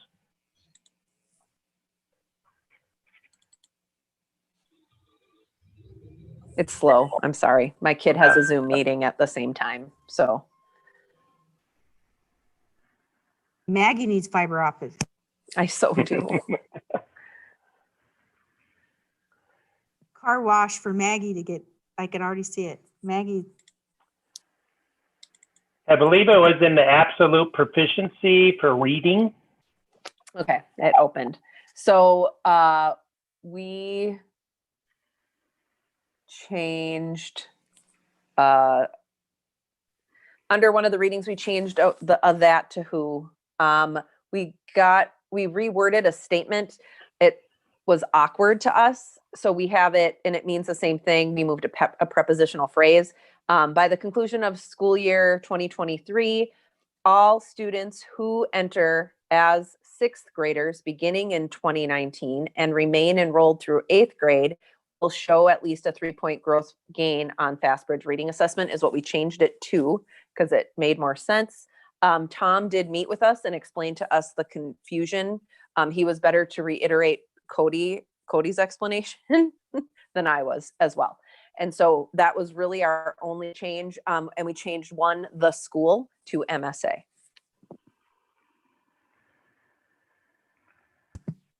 all right. All right, should I move to approve then 11A with those 2 clarifications for Maggie? All right. So 11A, I move a motion to approve the new SAM contract goals. Is there a second? Are you amending your prior motion or are you rescinding it and making a new motion? Oh, I should probably rescind, huh? Because I already opened that up. Yes, I'll rescind. Thank you, Judy. You're I'll rescind welcome. my prior motion, 11A, to approve the new SAM contract goals.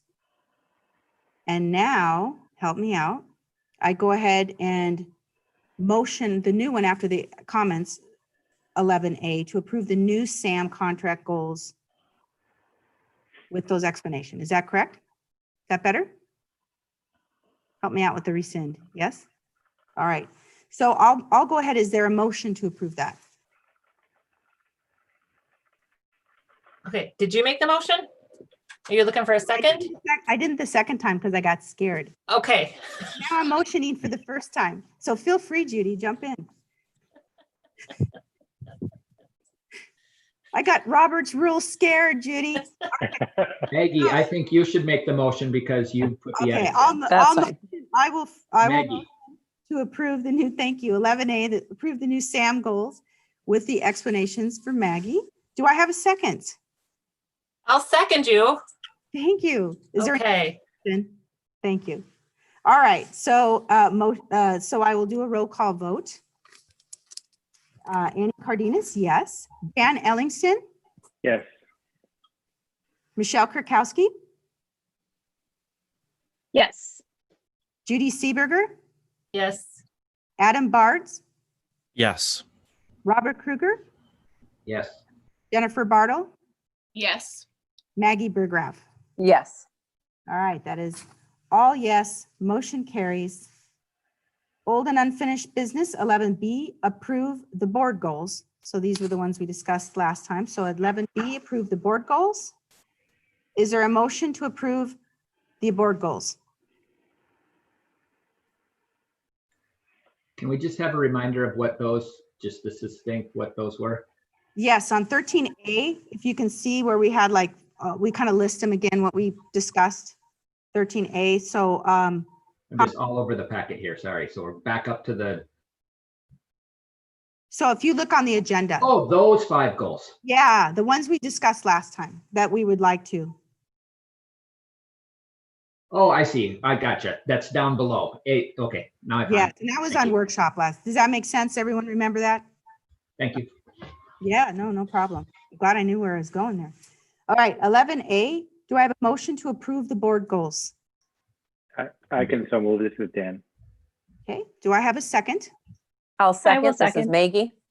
Oh, sorry. Go ahead, Maggie. Thank you. And then our discussion was, where were they? Hopefully, and if there's any other discussion, let me know. All right, I will roll call vote. Annie Cardenas, yes. Dan Ellingston, Yes.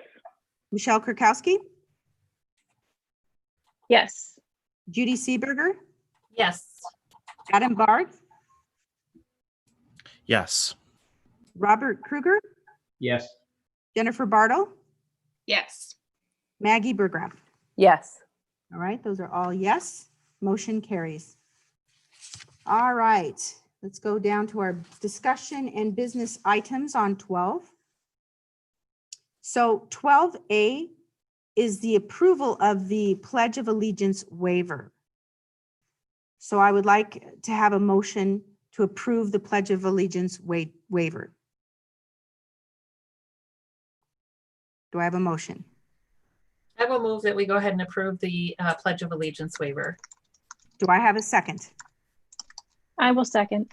All right, now is there any discussion on that? Because I know, Michelle, you were talking about the waiver, and is there any other discussion after Dawn kind of unpack what the waiver is compared to the policy? Okay, So, well, so I'm a big fan of the Pledge of Allegiance. Can we, if we're distance learning, maybe do the waiver, but if we're hybrid or at school, say the Pledge of Allegiance?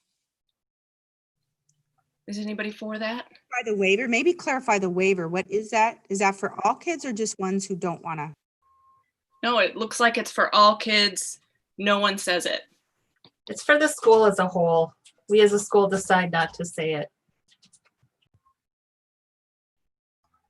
Can we have some background why?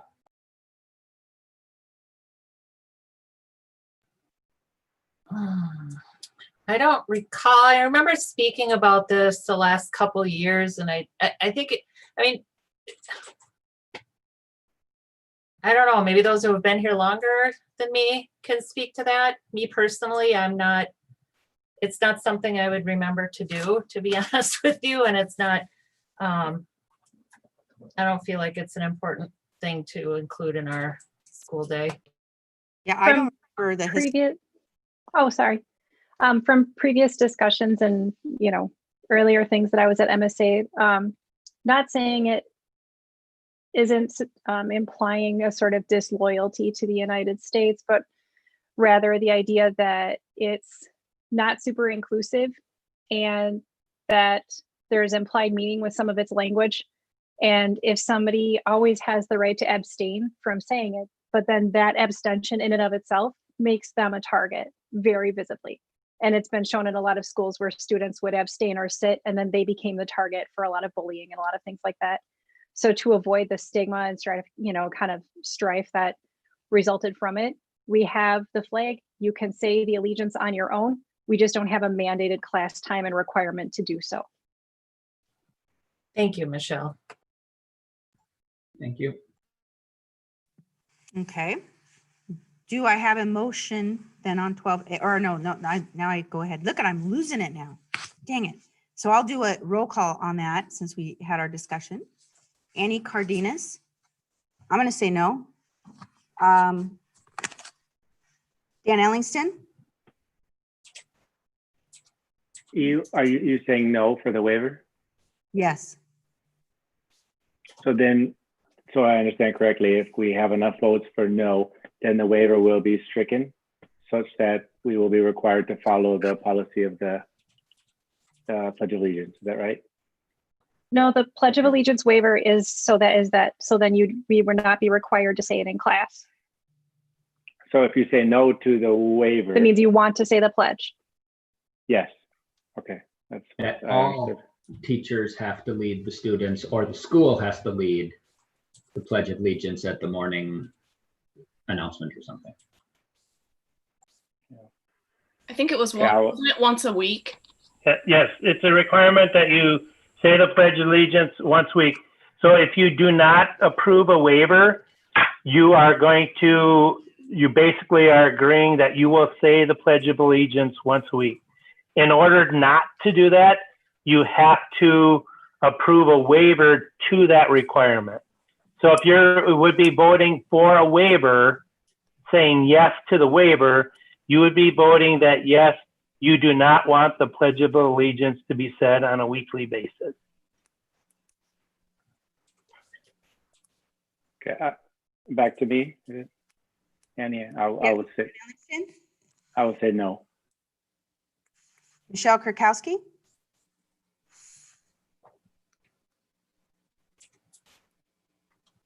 So just to make sure, voting yes means that we want to assume the waiver and we don't want to say have the requirement for all classes. So if I vote yes, it means I don't want the requirement. Okay, I vote yes. Okay. Judy Seeberger. Yes. Adam Bartz. Yes. Rob Kruger. Yes. Jennifer Bartle. No. Maggie Burgraff. Yes. Okay, so that's 1, 2, 3. That is 1, 2, 3, 4, 5. That is 5 yeses, 3 no's. That's a majority. So motion carries.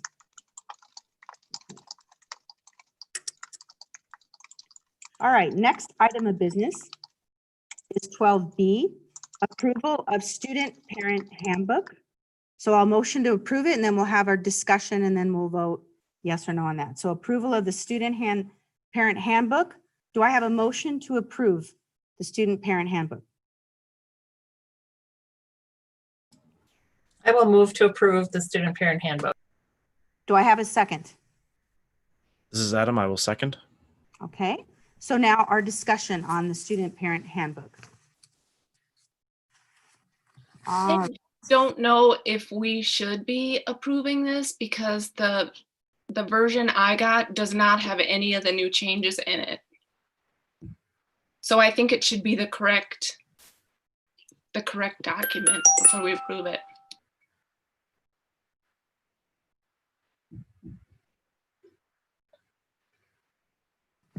Don, there was a grave discrepancy between what was received in our packet and then the changes that were looked at, I think in January or February this year, that the changes were supposed to go into this document and then they never got changed.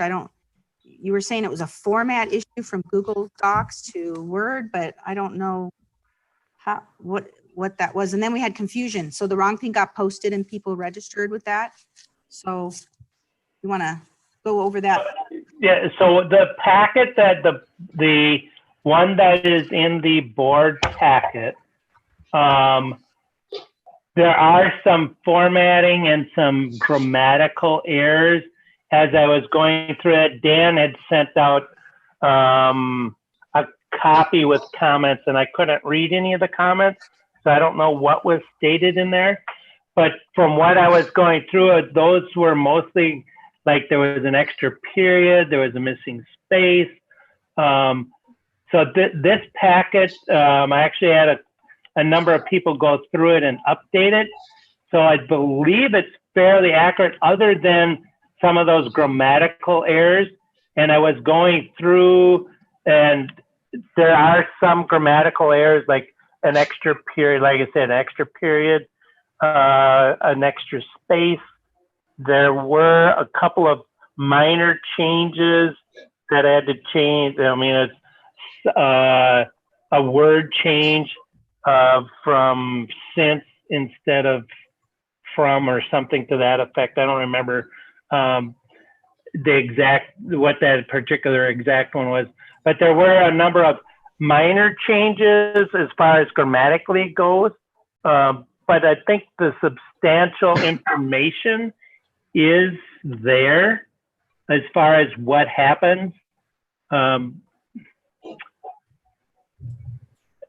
guess I don't know. Any content that you can call out that's missing? Well, the content that we cut some content, but it's only basically an upgrade or update from what we would have been doing in person only versus what we are doing now because of COVID, or somebody moved from one building to the other.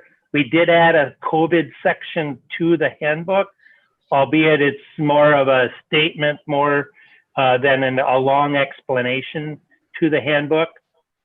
There's no major, because we did a major review last year, there's no major changes other than the COVID section, which was just, I'm trying to find what page that's on, but it's pretty much a statement that if you have questions about the COVID, go to the fall planning guide and watch for upgrades or updates via, oh, here it is. It's on page 124 of the packet.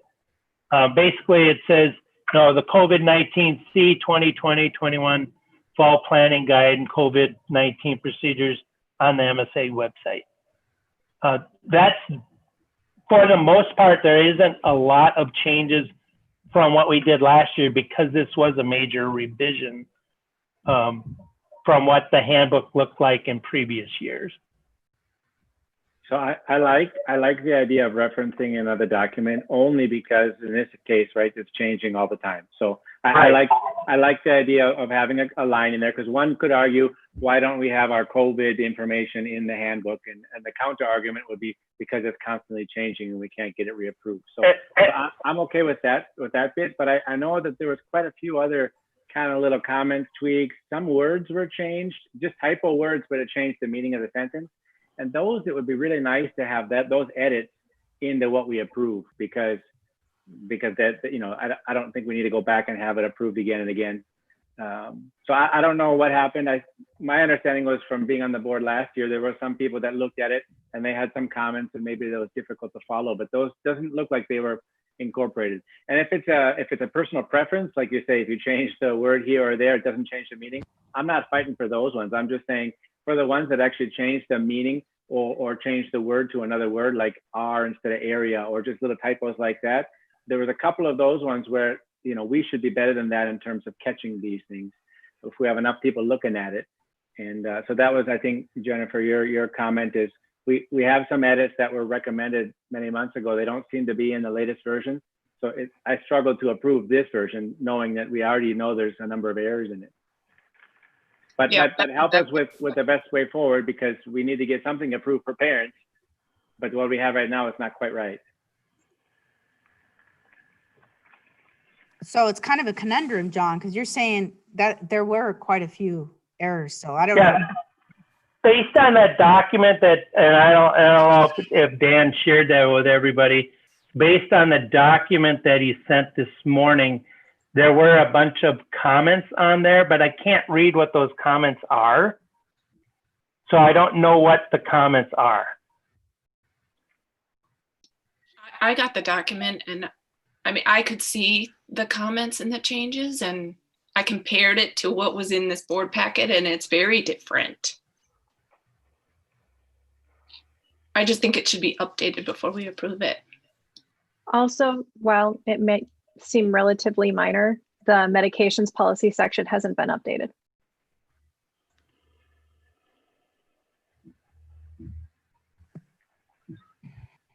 And Dan, I definitely understand wanting to, because we need to have flexibility with regard to our plans, but the document as it is right now has a single line about being distance or hybrid. And then almost everything in there is as if it's a regular functioning school day. I mean, we got to have more than that.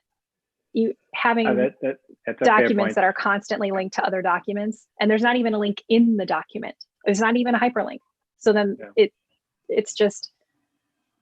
I guess my concern is, oh, sorry, Michelle, go ahead. Oh, no, go ahead. I was going to say, as soon as we print something down, it will be changed. And this one, we're trying to do once a year, right? So that was the idea of, please allow us some flexibility. Your point is well taken that, you know, we are in a different world now, and maybe we can be more reflective of that in our handbook. And because it's not an in-person learning, which it has been in the years past. But I kind of like the idea of a little bit of flexibility, but you're right. The downside is, you know, people are jumping links all over the place, and where's the truth, right? We don't know. And I mean, yeah, if this is the document that parents are receiving and that students receive, if you want them to check another document for the information, that should be a link in this document. You know, if you look at other schools and other sites, when they have their school opening documents, when they're referencing things, if they're referencing MDH, then where it says MDH, that's a hyperlink to the MDH site for schools. So if we want people to look for other information, we have to do our responsibility to make it easy for them to do so, and to have those links within our document active and clickable.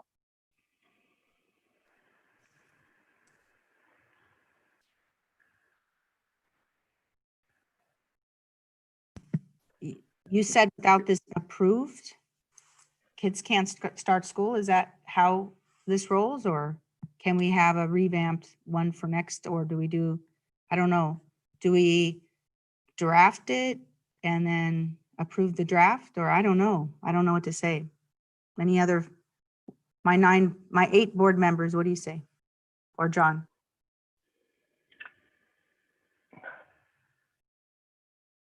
We just vote, maybe it'll pass, I don't know. I don't know if it's my internet or not, but I haven't heard anything that's been said in the last 5 minutes, so sorry. Should I carry on a vote and see how we go? What if, can we do a motion at all that entertains the idea of incorporating the edits that have been suggested? I don't know, without everyone having a chance to look through the edits, how that works. But I mean, I would feel comfortable with what I saw. And I didn't go through every one, John, but I saw, and maybe if you print it, you can't see the comments, but it was a PDF. And I think if you clicked on those little comments, you could see the comments come up on the suggested changes. So I can't ask the other board members to vote on something they haven't seen. But for the most part, it was just little cleanup things. And I agree, clean up here, clean up there. I would feel more comfortable that this is a better, more professionally reviewed document. The more people that look at it, the more errors, of course, we'll catch. So if we can make a motion where substantially this was the handbook, and there's a few edits that have been suggested, that should be, I don't know, is that a possibility? Can we do that? I think I can motion to amend 12B to approve student parent handbook with edits sent to John and hyperlinks. Would that be acceptable? Or perhaps add on just that the new and completely updated version will be included in the next board packet. You know, so that we can kind of just make sure we are approving provisionally, but then if we don't see those changes, we can rescind the motion. Okay, so I would want to amend 12B. Well, wait a minute. You have to do one of two things. So if we have an amendment, then we have to vote on the amendment, then we have to vote on the motion, or you can have the person that moved and seconded it restate it with the new conclusion, and then we could vote on that. So those are your two choices. Okay, Michelle, would you like, because you said that so eloquently, would you be able to move that? Or restate it back to me and I'll move it? Whoever Well, moved I it have would have to redo the it. original, Judy was the person who made the motion. Oh, So let me go ahead and withdraw my motion and then we can go from there. And then the second, who seconded it? That was me. I will second the rescension. You agree to Or the agree motion to being rescind. withdrawn? Yeah, Yeah. there we go. Okay. And now somebody can remove. okay. You had it so eloquently. Do you want to go ahead and do that? Is that too much? I can, but just let me get a sec to type it first, and then I'll say it. Just give me one sec. But I got to mute because my typing is distracting. While we wait for Michelle, Jennifer, does that alleviate the concerns that you brought up during the previous motions discussion? Yeah, I think if they incorporate the changes, yep, I feel good.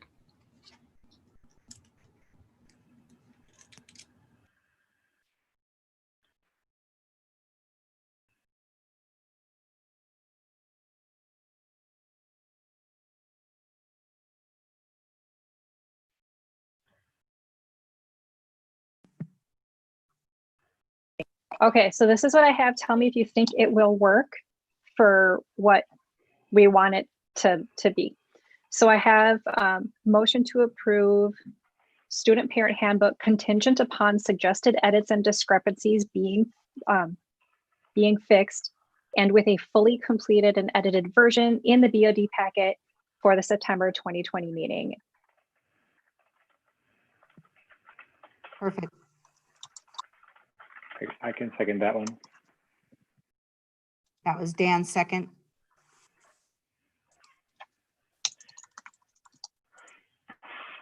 All right. Is that good, Michelle? Tell me when to move on. I know there's a lot. Got it. All right, sweet. 12C, discussion of board of director website information. So it was funny because John and I put this on there because I wasn't sure when we had our last meeting, something sat on the website for a while and I was trying to figure out who did what or who's responsible for that. Like Did we Sorry, vote? Annie. We Did did we We need to not. vote on Oh, the last one. oh, thank you so much. Oh my gosh, you guys, I think past 7:30, you know, I go to bed at 8. Okay, that's something I'm oversharing. Thank you. So usually by now my brain's like, all right. So I would like to do a roll call vote, please. That is Annie Cardenas, yes. Dan Ellingston, Yes. Michelle Kurkowski, Yes. Judy Seeberger, Yes. Adam Bartz, Yes. Robert Kruger, Yes. Jennifer Bartle, Yes. Maggie Burgraff. Yes. All yes, motion carries. Thank you. All right, business item 12C, discussion of board of director website information. So I was asking John, like, who takes care of this website? Where do things go? And there's not anything written down. So we were discussing maybe having this on here to find out, to just discuss board of director website information. So John, do you remember that conversation and some of, because you have the history here, not me so much on.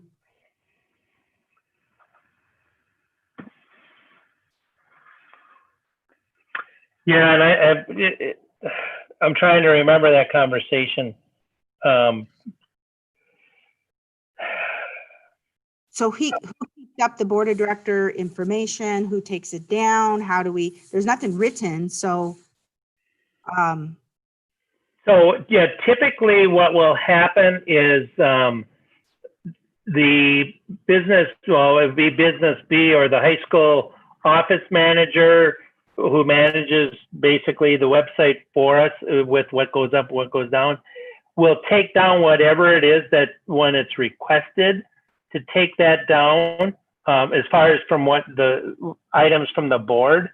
I think there was one thing that was up there for a couple of days, and part of it was there was she happened to be on PTO those days, so it didn't get taken down right away. It was up there for like two or maybe over a weekend as well. So a couple of extra business days.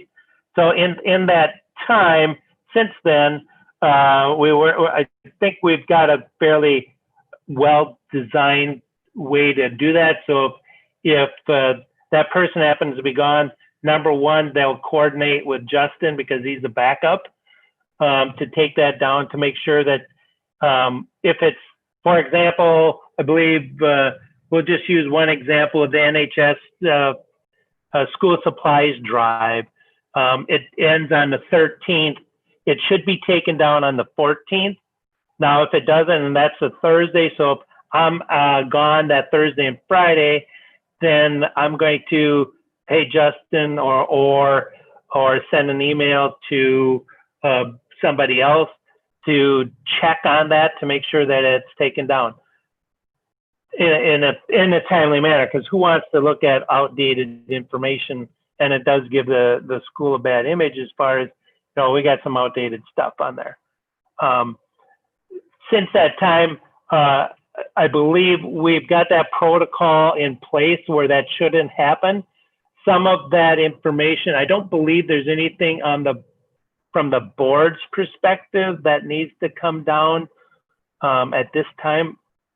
But it fundamentally, that's not a board action. That's somebody on the administrative staff's action to check and make sure that we have something in place. And if we're going to be gone, then we make sure we have a second backup and probably a third backup. So there has been a protocol adjustment. Okay, I just wanted, because we have, And then, But when it comes to changes on the board, like for example, like a committee member change, that change wouldn't be known unless something is communicated to the business manager to take it down or update it.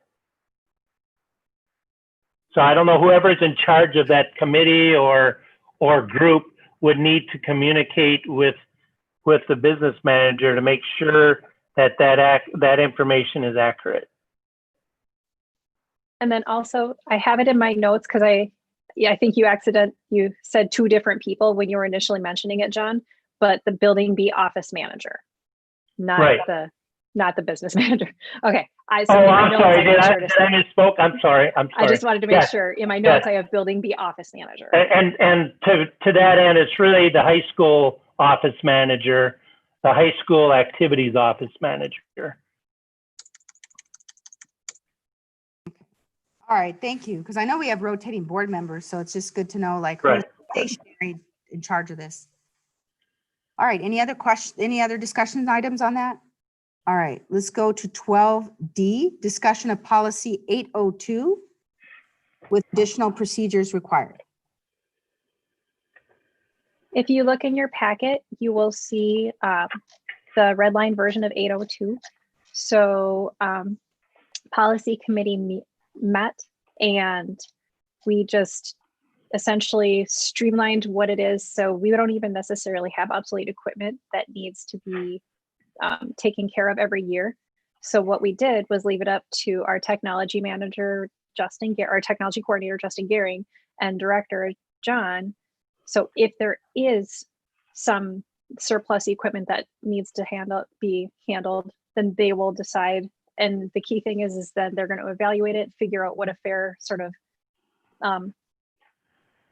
pricing point is, and they will let us know. And then we just, as a board, will need to make a motion to sell it at that price, because you can't have a generic price across the board in the policy. It's varying depending on what it is. So it just set up the procedure for if we have it. Many years we don't, but if we do, this is how we do it. All right, any other discussion items on that? All right, next item of business is 12E, discussion policy 808, COVID-19 face coverings. So this one is a combination of two. One, both versions were versions of policy 808. One was from MSBA, and the other was from MACS, Minnesota Association of Charter Schools. And so what I did was, it's an entirely new policy to be adopted, but they are recommending that we do so to give a statement of policy and just to have like an actual procedural guard about what do we do, what is considered a face covering for visitors to the building, so that anybody looking at our website will see not just, yep, face masks are mandatory, but these are face coverings that are acceptable. This is who wears them. This is how we will approach individuals if they're entering the building and do not. We'll, so it just gives us our safety guards and procedure in place, and it's publicly viewable and responsible, and we're responsible for it. The one thing I did do though is from both versions, they had things that were for children of ages that aren't generally in our building. So like 2-year-old to 5-year-old. I didn't include those in our policy just because we don't generally have a lot of them. They can be counted under visitors. But the ones that were for students of that age in classes, I just cut those couple bullets out because we don't have classes of that age.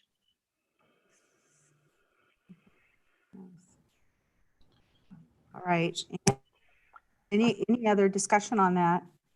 Yes, I have two questions. The first is the kind of disclaimer note at the very top talks about the governor's executive orders 20-81 and 82. A lot of his emergency executive orders typically have an expiration date. Will we need to include any kind of expiration date to coincide with that on this policy? Or how will we remove it once those executive orders are no longer in play?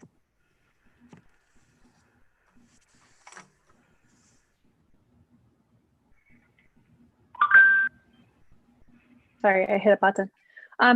For that one, this policy, it states that it's substantially based on those, but that this policy isn't directly the requirement. So we're basing our policy on a mask mandate that he issued, and we reference his executive order.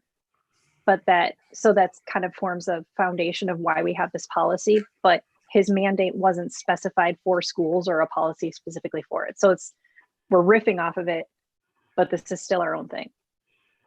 And I have a couple of questions in the document. If you look, when I was going through it, I just didn't want to forget my questions.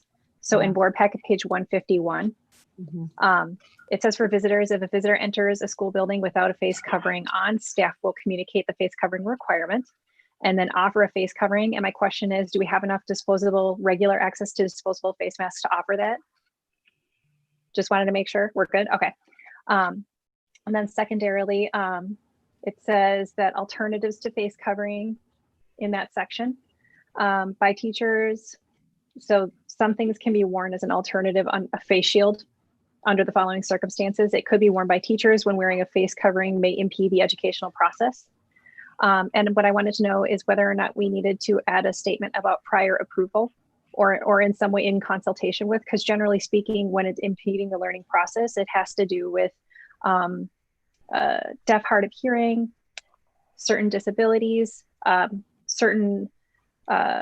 know that there's some question with regard to students on the autism spectrum because they lose facial cues when this is covered. And so I don't want to hinder the teachers, but I didn't know if we needed to have something with regard to in consultation with the director or their building director, just something so that if somebody was saying, oh, hey, so-and-so never wears a mask, that the administrator would understand there's a rationale and would be able to immediately reply with that. I don't know. I don't want to hammer anybody, but I just wanted to make sure we had a backup. What if you just added to that that sentence, by teachers when wearing a face covering may impede the educational process for students? And you're not identifying what students, but the understanding is there will be some students that may not, that are visually impaired or can't, they need to see the lips moving so they can read the lips. Or facial expressions. Or nonverbal exactly. cues. Yep. Okay, so I can just say impede the educational process of students. Right. And then while you're doing that, I want to jump back to page 151 at the very top, section B, item I, under students. There is there's the brackets. I don't know if you're going to get to that yet, Michelle, or not. I just want to make sure we didn't miss it. No, definitely. And so for this one, if a parent claims a student has a health condition that exempts them from this policy, staff will ask the parent for documentation. And I think we need to say who, because if a parent has the documentation, they also need to know to whom is it that they need to be sending this or sharing this. So who is the sort of gatekeeper of that information? So, and I think that needs to be the administrative staff for that student's grade level. So either the middle school or the high school office staff, specifically either the director, the assistant director, or the office manager. So their building office manager or administrator. Yep. Okay. And then, All right. Michelle, I have a question. So I didn't see it specifically stated, either face shield or, like, I know on the guidelines, you could have also a, what do you call that? One of these, look at, I'll have to show you, the large shield. A desk barrier is not the same as a face covering. Because I think they said if you cover over your face, like right now I'm in the room, but I have a big face shield in front of me. But I'm 6 feet, and this is when you're 6 feet away. I think with social distancing, I think that was allowed. None of the policies that they're specifically for face coverings. So if you want to go, this is just with regard to that. If you want to have exemptions or circumstances where a barrier counts, that's a whole separate conversation. Because this is just establishing that masks have to be worn. And then exemptions are made based on medical need. But beyond that, some of that fine-tuned stuff, that's probably, John, I think, wouldn't that be something with regard to the 2020 plan? Because as far as I know, unless you're alone in your classroom, face still mandatory, even with a barrier. Yeah, that is, and I guess, that's one thing we can research a little more, because, that's why we do a 2 reading to make sure the policy is, well developed and everybody's had a chance to vet some of those ideas out. To your point, I know, yes, there is an exemption for that. You can be in your office behind a shield where the whole intent is that if somebody were to cough or send out vapors, that the person is protected from them, or the person behind the shield, if they sneeze, the person on the other side would be protected. And there is I do recall anyway, reading, there is an exemption of what Annie's talking, but it's got to be so high above the person that's working. Fundamentally, it is face shields, face shields and face masks are really what this policy is focused on. That could be an exception if the school wanted to do that. Whereas a teacher is teaching in a classroom in a hybrid scenario, and they need to be behind, or they need to take off their mask because of maybe they're doing a speech and you need to see their face or something. I don't know exactly. I'm trying to think on top of my head, but there is a scenario where you could be behind a shield and have your mask off and communicate that. That could be an exception to what, but you'd have to add that to this policy. Well, and I think that we really would need to check with the CDC and and specifically MDH. email MDH about it, because I'm pretty sure the only way around that would be to, based on the language that they're sharing with these, is that it doesn't matter. You could do like a face shield instead. If you're behind the plexiglass, that might be something that's a good negotiation. But so that's definitely something to check with MDH, just to make sure we're fully in compliance, because there's still particulate matter, and how far and how long it stays suspended, all of that is still being researched. And so we have to be really careful. Because I know in an office area, if you're in a cubicle and your cubicle is, so high so that the person next to you across from the cubicle, you both wouldn't necessarily have to have face shields. That's left up to the business to decide if they want to make that mandatory or not. I would err on the side of safety personally, but I'll go look that up, because I think that's why, like, I wouldn't mind just looking that up a little more to see if that can't be something. Yeah, definitely needs more research. Like 5 feet, 4 feet high right here. I mean, so anyway. Well, and the ones in the offices also have full sides, so they wrap behind you. Mm-hmm. So that's also another factor, is what makes up the partition. Yeah. All right, so let's go down to temporary removal of face coverings. Lowercase Roman numeral 2. It says with teacher permission during classes or activities. And I wanted to know, because activities are part of this, do we need to add coaches and advisors to that list? And with regard to that and our liability insurance, is that okay? You're looking at D, section 2I. Yep. On page 152. Right.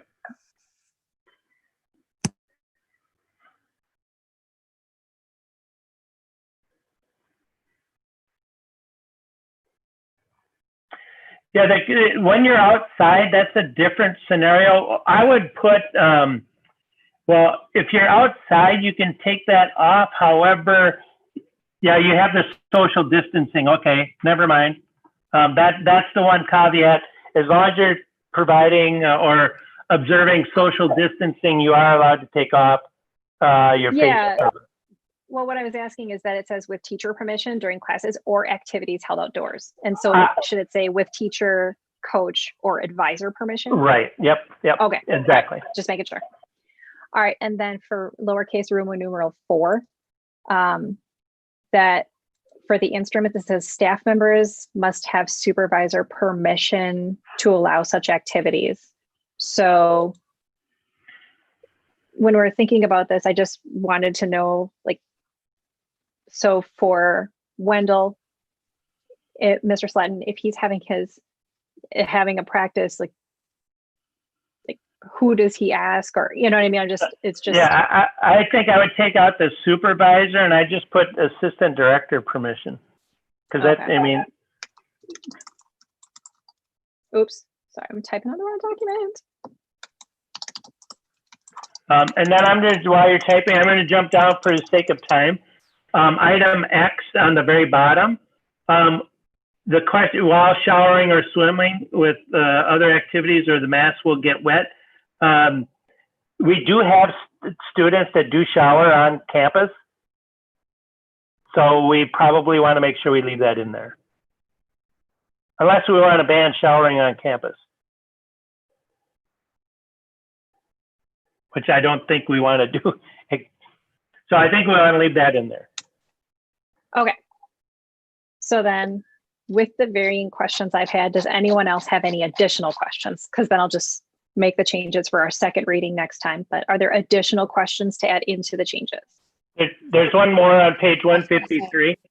Got V, 5 Item C, on 153. yes. Big letter C. It's who is this, all staff or specific staff? For reinforcing, for. So it says teach and reinforce. So yes, all staff is responsible for reinforcing, but who's going to be the initiator? The you know what I mean? Who? Or the final enforcer if it's often and, you know, right. Isn't this saying that there are going to be students that have legitimate reasons, but then staff are going to have to be able to facilitate the conversation with the students? Well, how come they don't have to wear a mask and I do, without letting privacy and some of those get away? Isn't that what this last sentence is talking about? Yes, but what I was asking is, with regard to that and specific health reasons, some of the reasons and rationale may be part of an individualized education plan. And so if that's the case, it may be more effective to have their case manager in on the discussion. A number of them have, if there are interventions or any discipline issues, that you bring in their case manager. And so I just kind of was trying to think about this in the sense of like, I could intervene immediately in my classroom, but then it might be in violation of an IEP. And I just didn't know if we needed to specify or if leaving it vague is more helpful.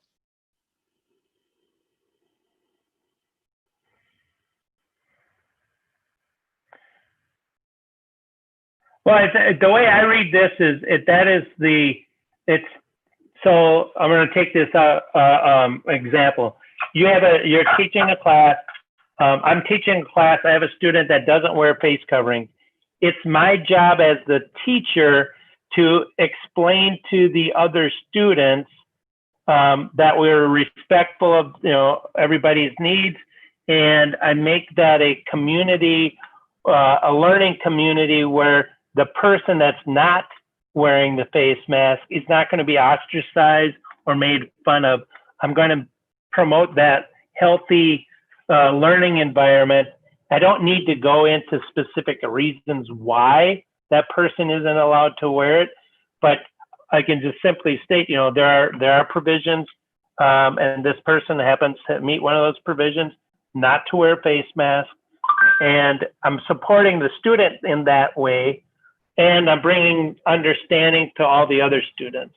So I guess that's the way I'm reading this section of that particular policy, is that the staff member's job is to make sure, not just for that student, but for the entire classroom, that you have a healthy environment, so that, because we may have a student or two that cannot wear a face mask.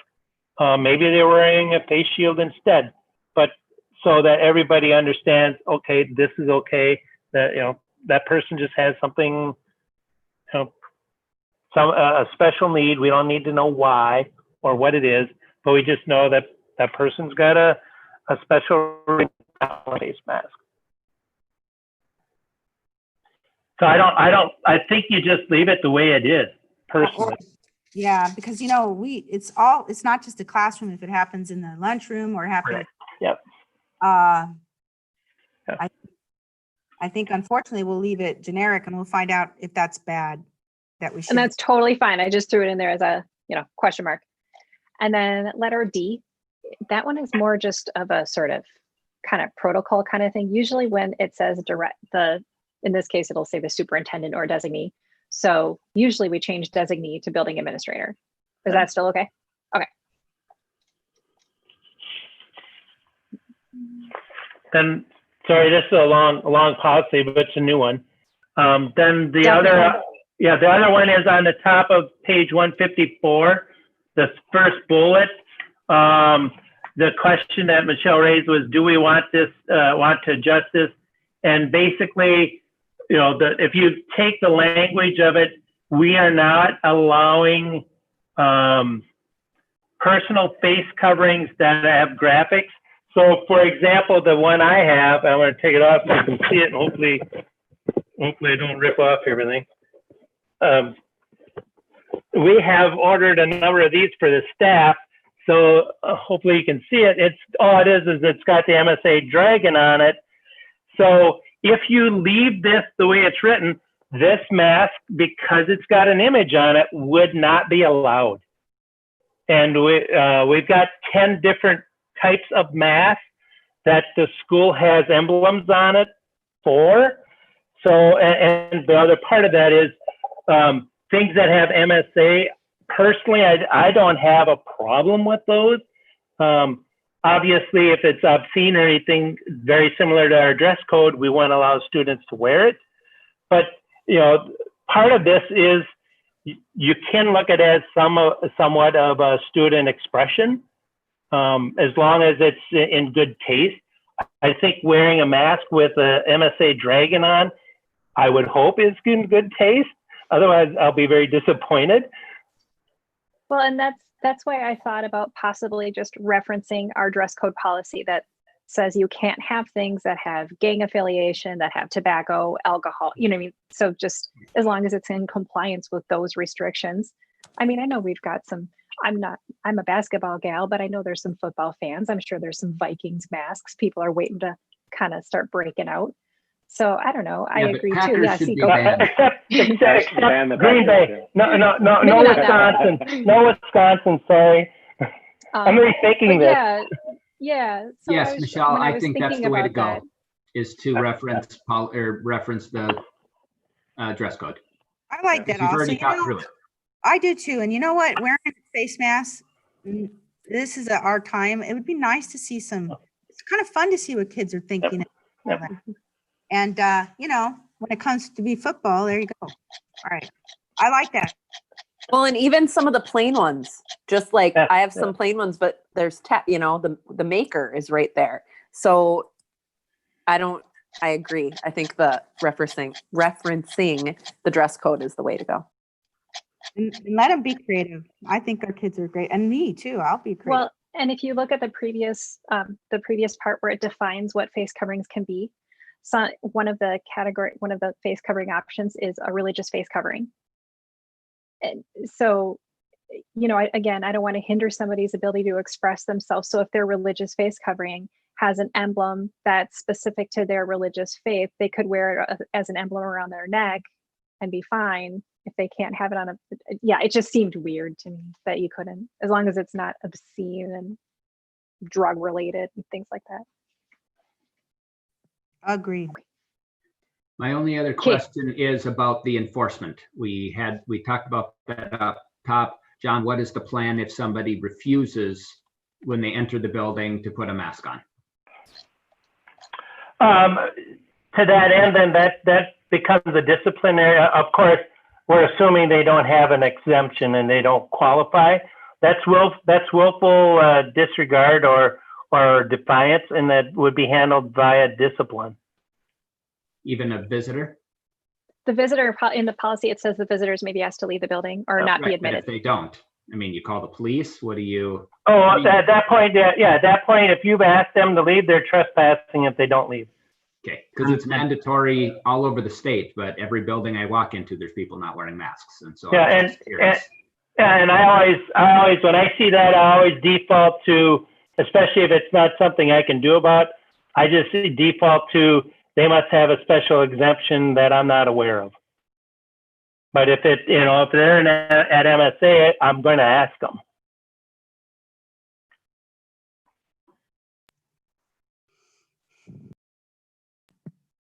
All right. Any other, I think we're at the end of that one. Is that right? Any other questions on that? All right. That's great to have that. Thanks, Michelle. That was great. That's a new one, a whole brand new one. All right. I am going to come down to now business item 12F, and I'll move to approve the computer forensic services per contract per 7/27/20 resolution subcommittee recommendation. Do I have a second? I can second. This is Dan. Okay. Any discussion here? All right, then I'll go ahead and do a name call vote. Annie Cardenas, yes. Dan Ellingston, Yes. Michelle Kurkowski, Yes. Judy Seeberger, Yes. Adam Bartz, Yes. Rob Kruger, Yes. Jennifer Bartle, Yes. Maggie Burgraff.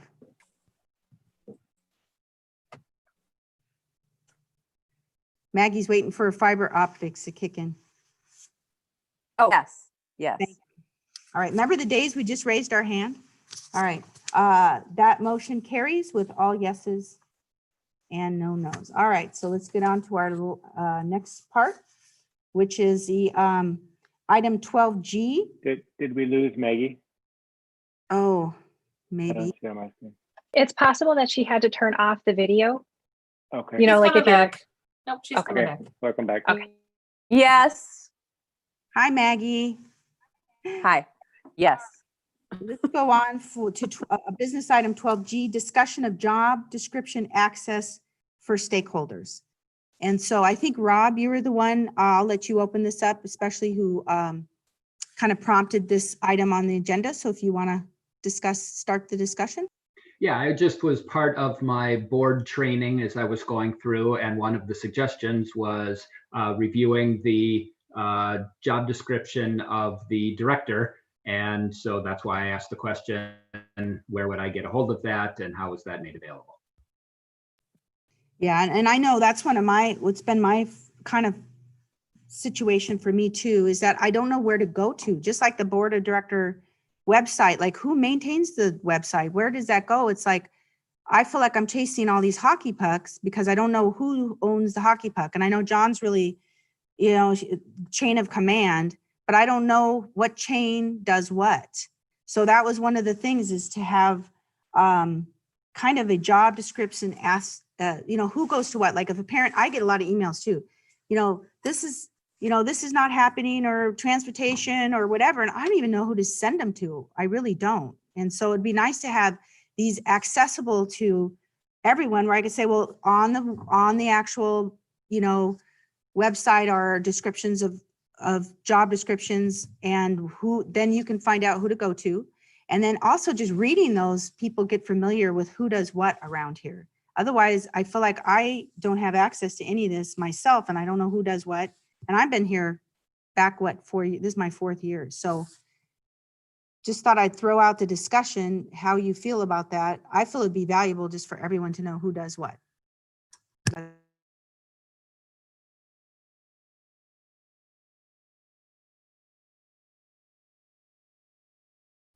I absolutely think this should be the case. I hate wasting other people's time. And I know sometimes I ask the wrong person the wrong question. And based on John's information that he gave to us, I mean, your job description, even a resume you submit to a school, can still be part of public information. There's nothing secret about the requirements for different jobs. And I think that they definitely should be posted. We should have access to that. I mean, it's information about our school. It's not a secret. I think we need to have access to it, and so does the community. Does anyone else have a thought on that? And then I don't know what the process would be. Is that an approval thing, or that just happens, or how do we go about that if we decide? So, I'm 1/9 of this, and I know Rob had thought that, and Michelle from what I hear tonight. So any other questions or discussion parts of that? So I guess I would like to chime in just a little bit on this. Part of one of my frustrations has been finding a job description for myself in the past. If I don't save a copy, yes, the board has never posted my job description anywhere, so it is not visible. Really, the board, I am your employee, and everybody else at school is my employee. If you get a question about that, I would be more than happy to share what is the current job description. I'm very hesitant of putting that up, though, for public viewing, because the question then becomes, where do you stop? I get an applicant for a job. yeah, that's public data. Do I put that on the internet, on the website? No.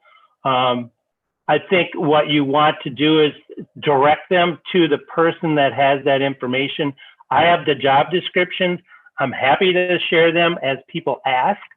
I don't think we want to put that out there because when we update the job description, then that causes additional confusion, and that's a fluid document. I make sure that all the job descriptions at the bottom have that catch-all phrase and the duties as assigned, because there are things you can't put in the job description, or you forget to, or that change, somebody moves to a different spot, or you find something isn't working, so then you adjust the job description. Finding that information, we can post that on the website fairly easily. If you want the job description, email the director and I'll be happy to provide you with that information. But putting it out there and then having a lot more confusion because the job description, there are subtle changes that happen, that becomes, in my opinion, that would be a much more complicated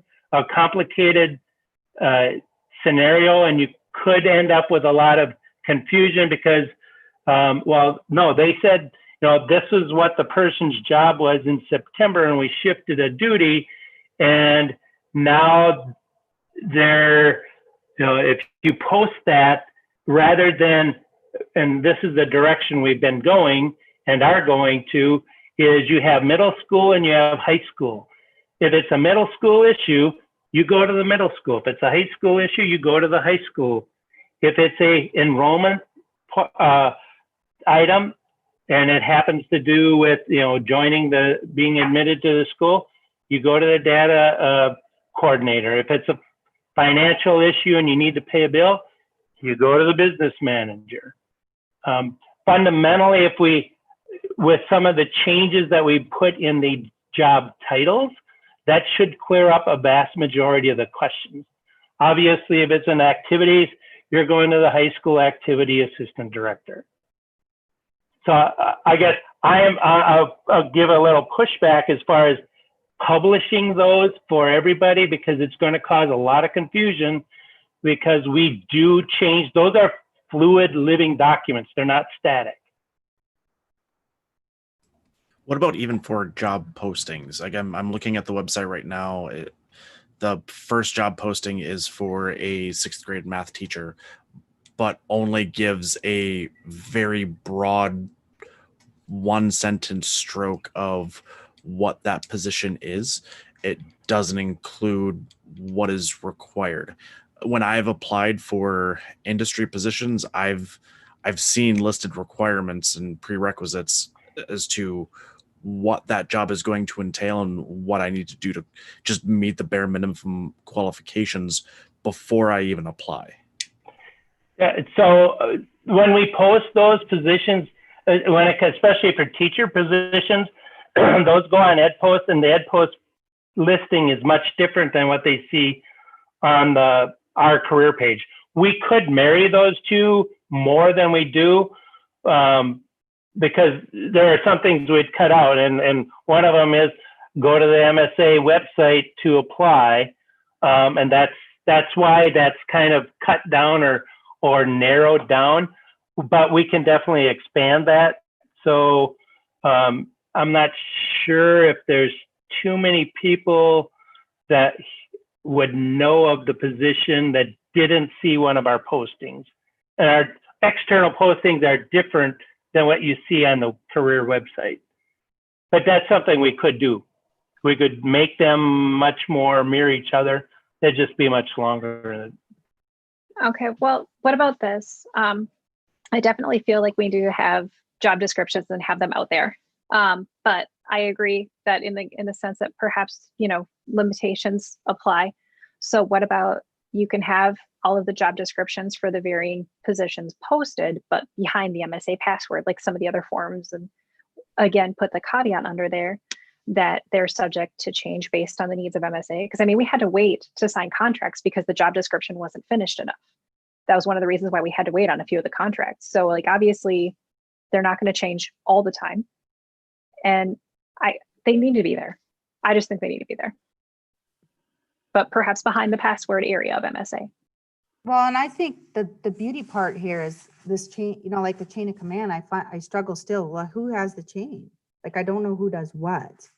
And so I just think that would just cause a lot of, it's just nice to know who to go to or tell people, hey, go here and here. It doesn't, even if it's a bullet point synopsis, but it's very confusing here. Like, I don't know who does what. And then sometimes somebody does something and now somebody else. And it's like, it's, I don't know. Like I said, there's just certain things about this place, which I love, that I haven't experienced other places. So I feel they should be posted, at least bullet point, whose chain is it in charge of what? Like, even like the website took me 4 emails. Like, who's in charge of the website? Who's in charge of the web? Finally, I asked, who's the name of the person in charge of the website? Like, I just didn't want to be pestering people, but it took 4 emails for me to get that answer. It shouldn't be that hard. It would solve a lot of problems with that confusion on who does what.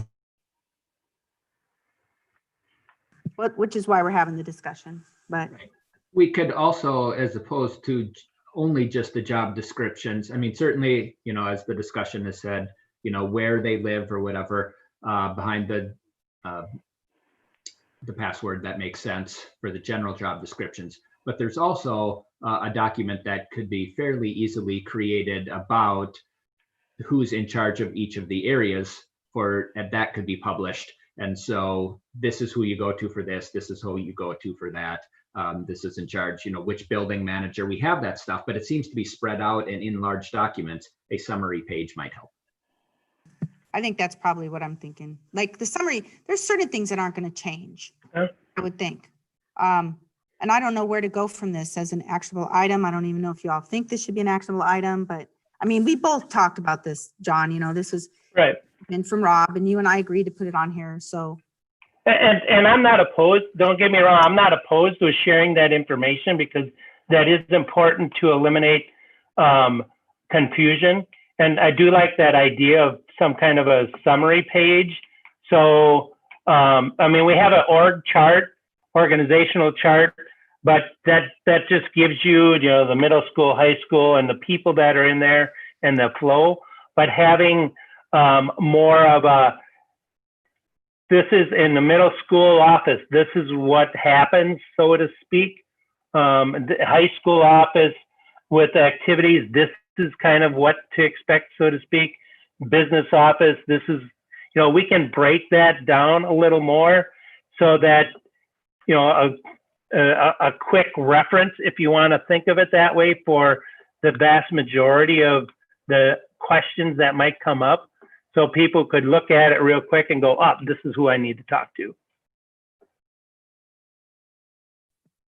That would be a nice beginning, I think. Yeah.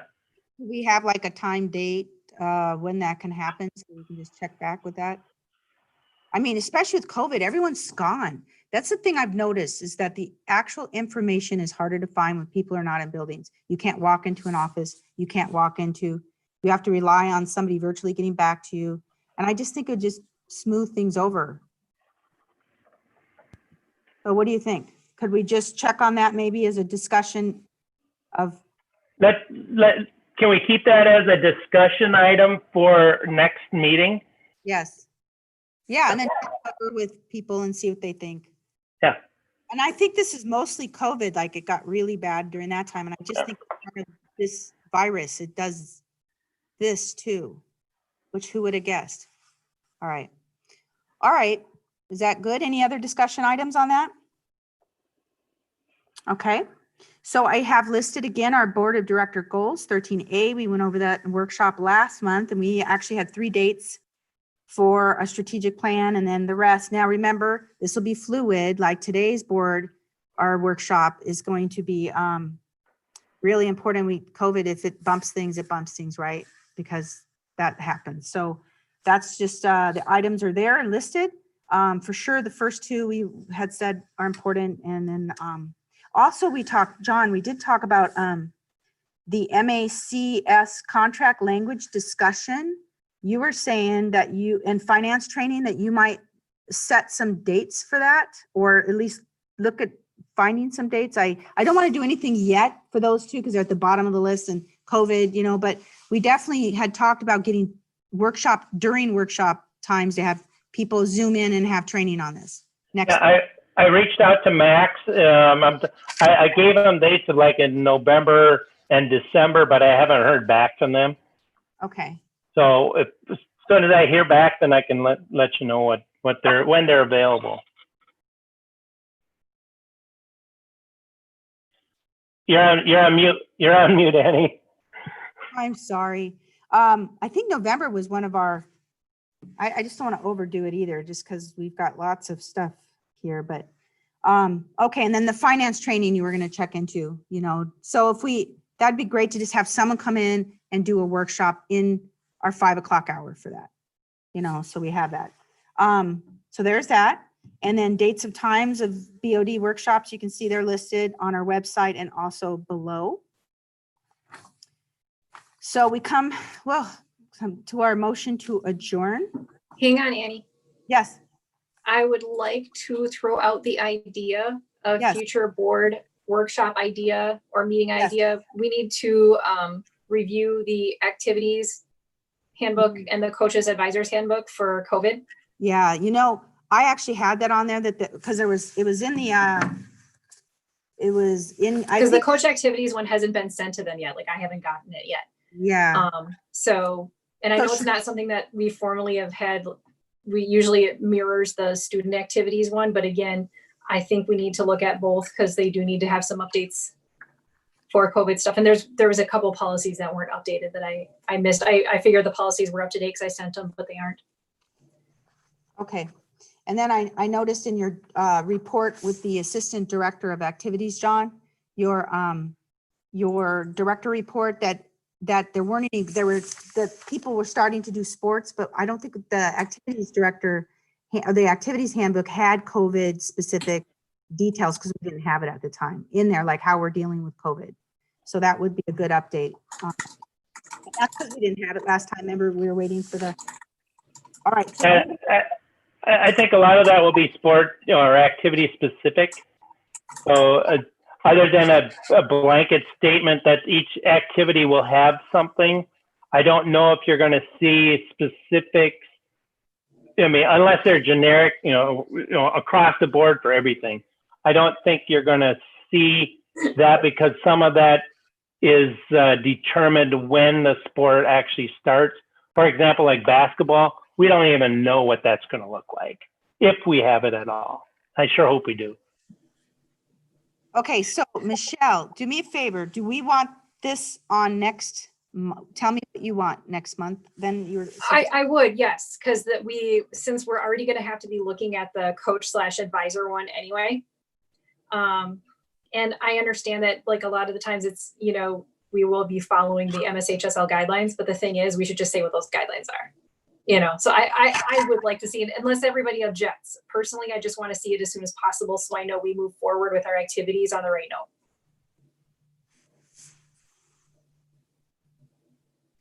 yes, no, everyone?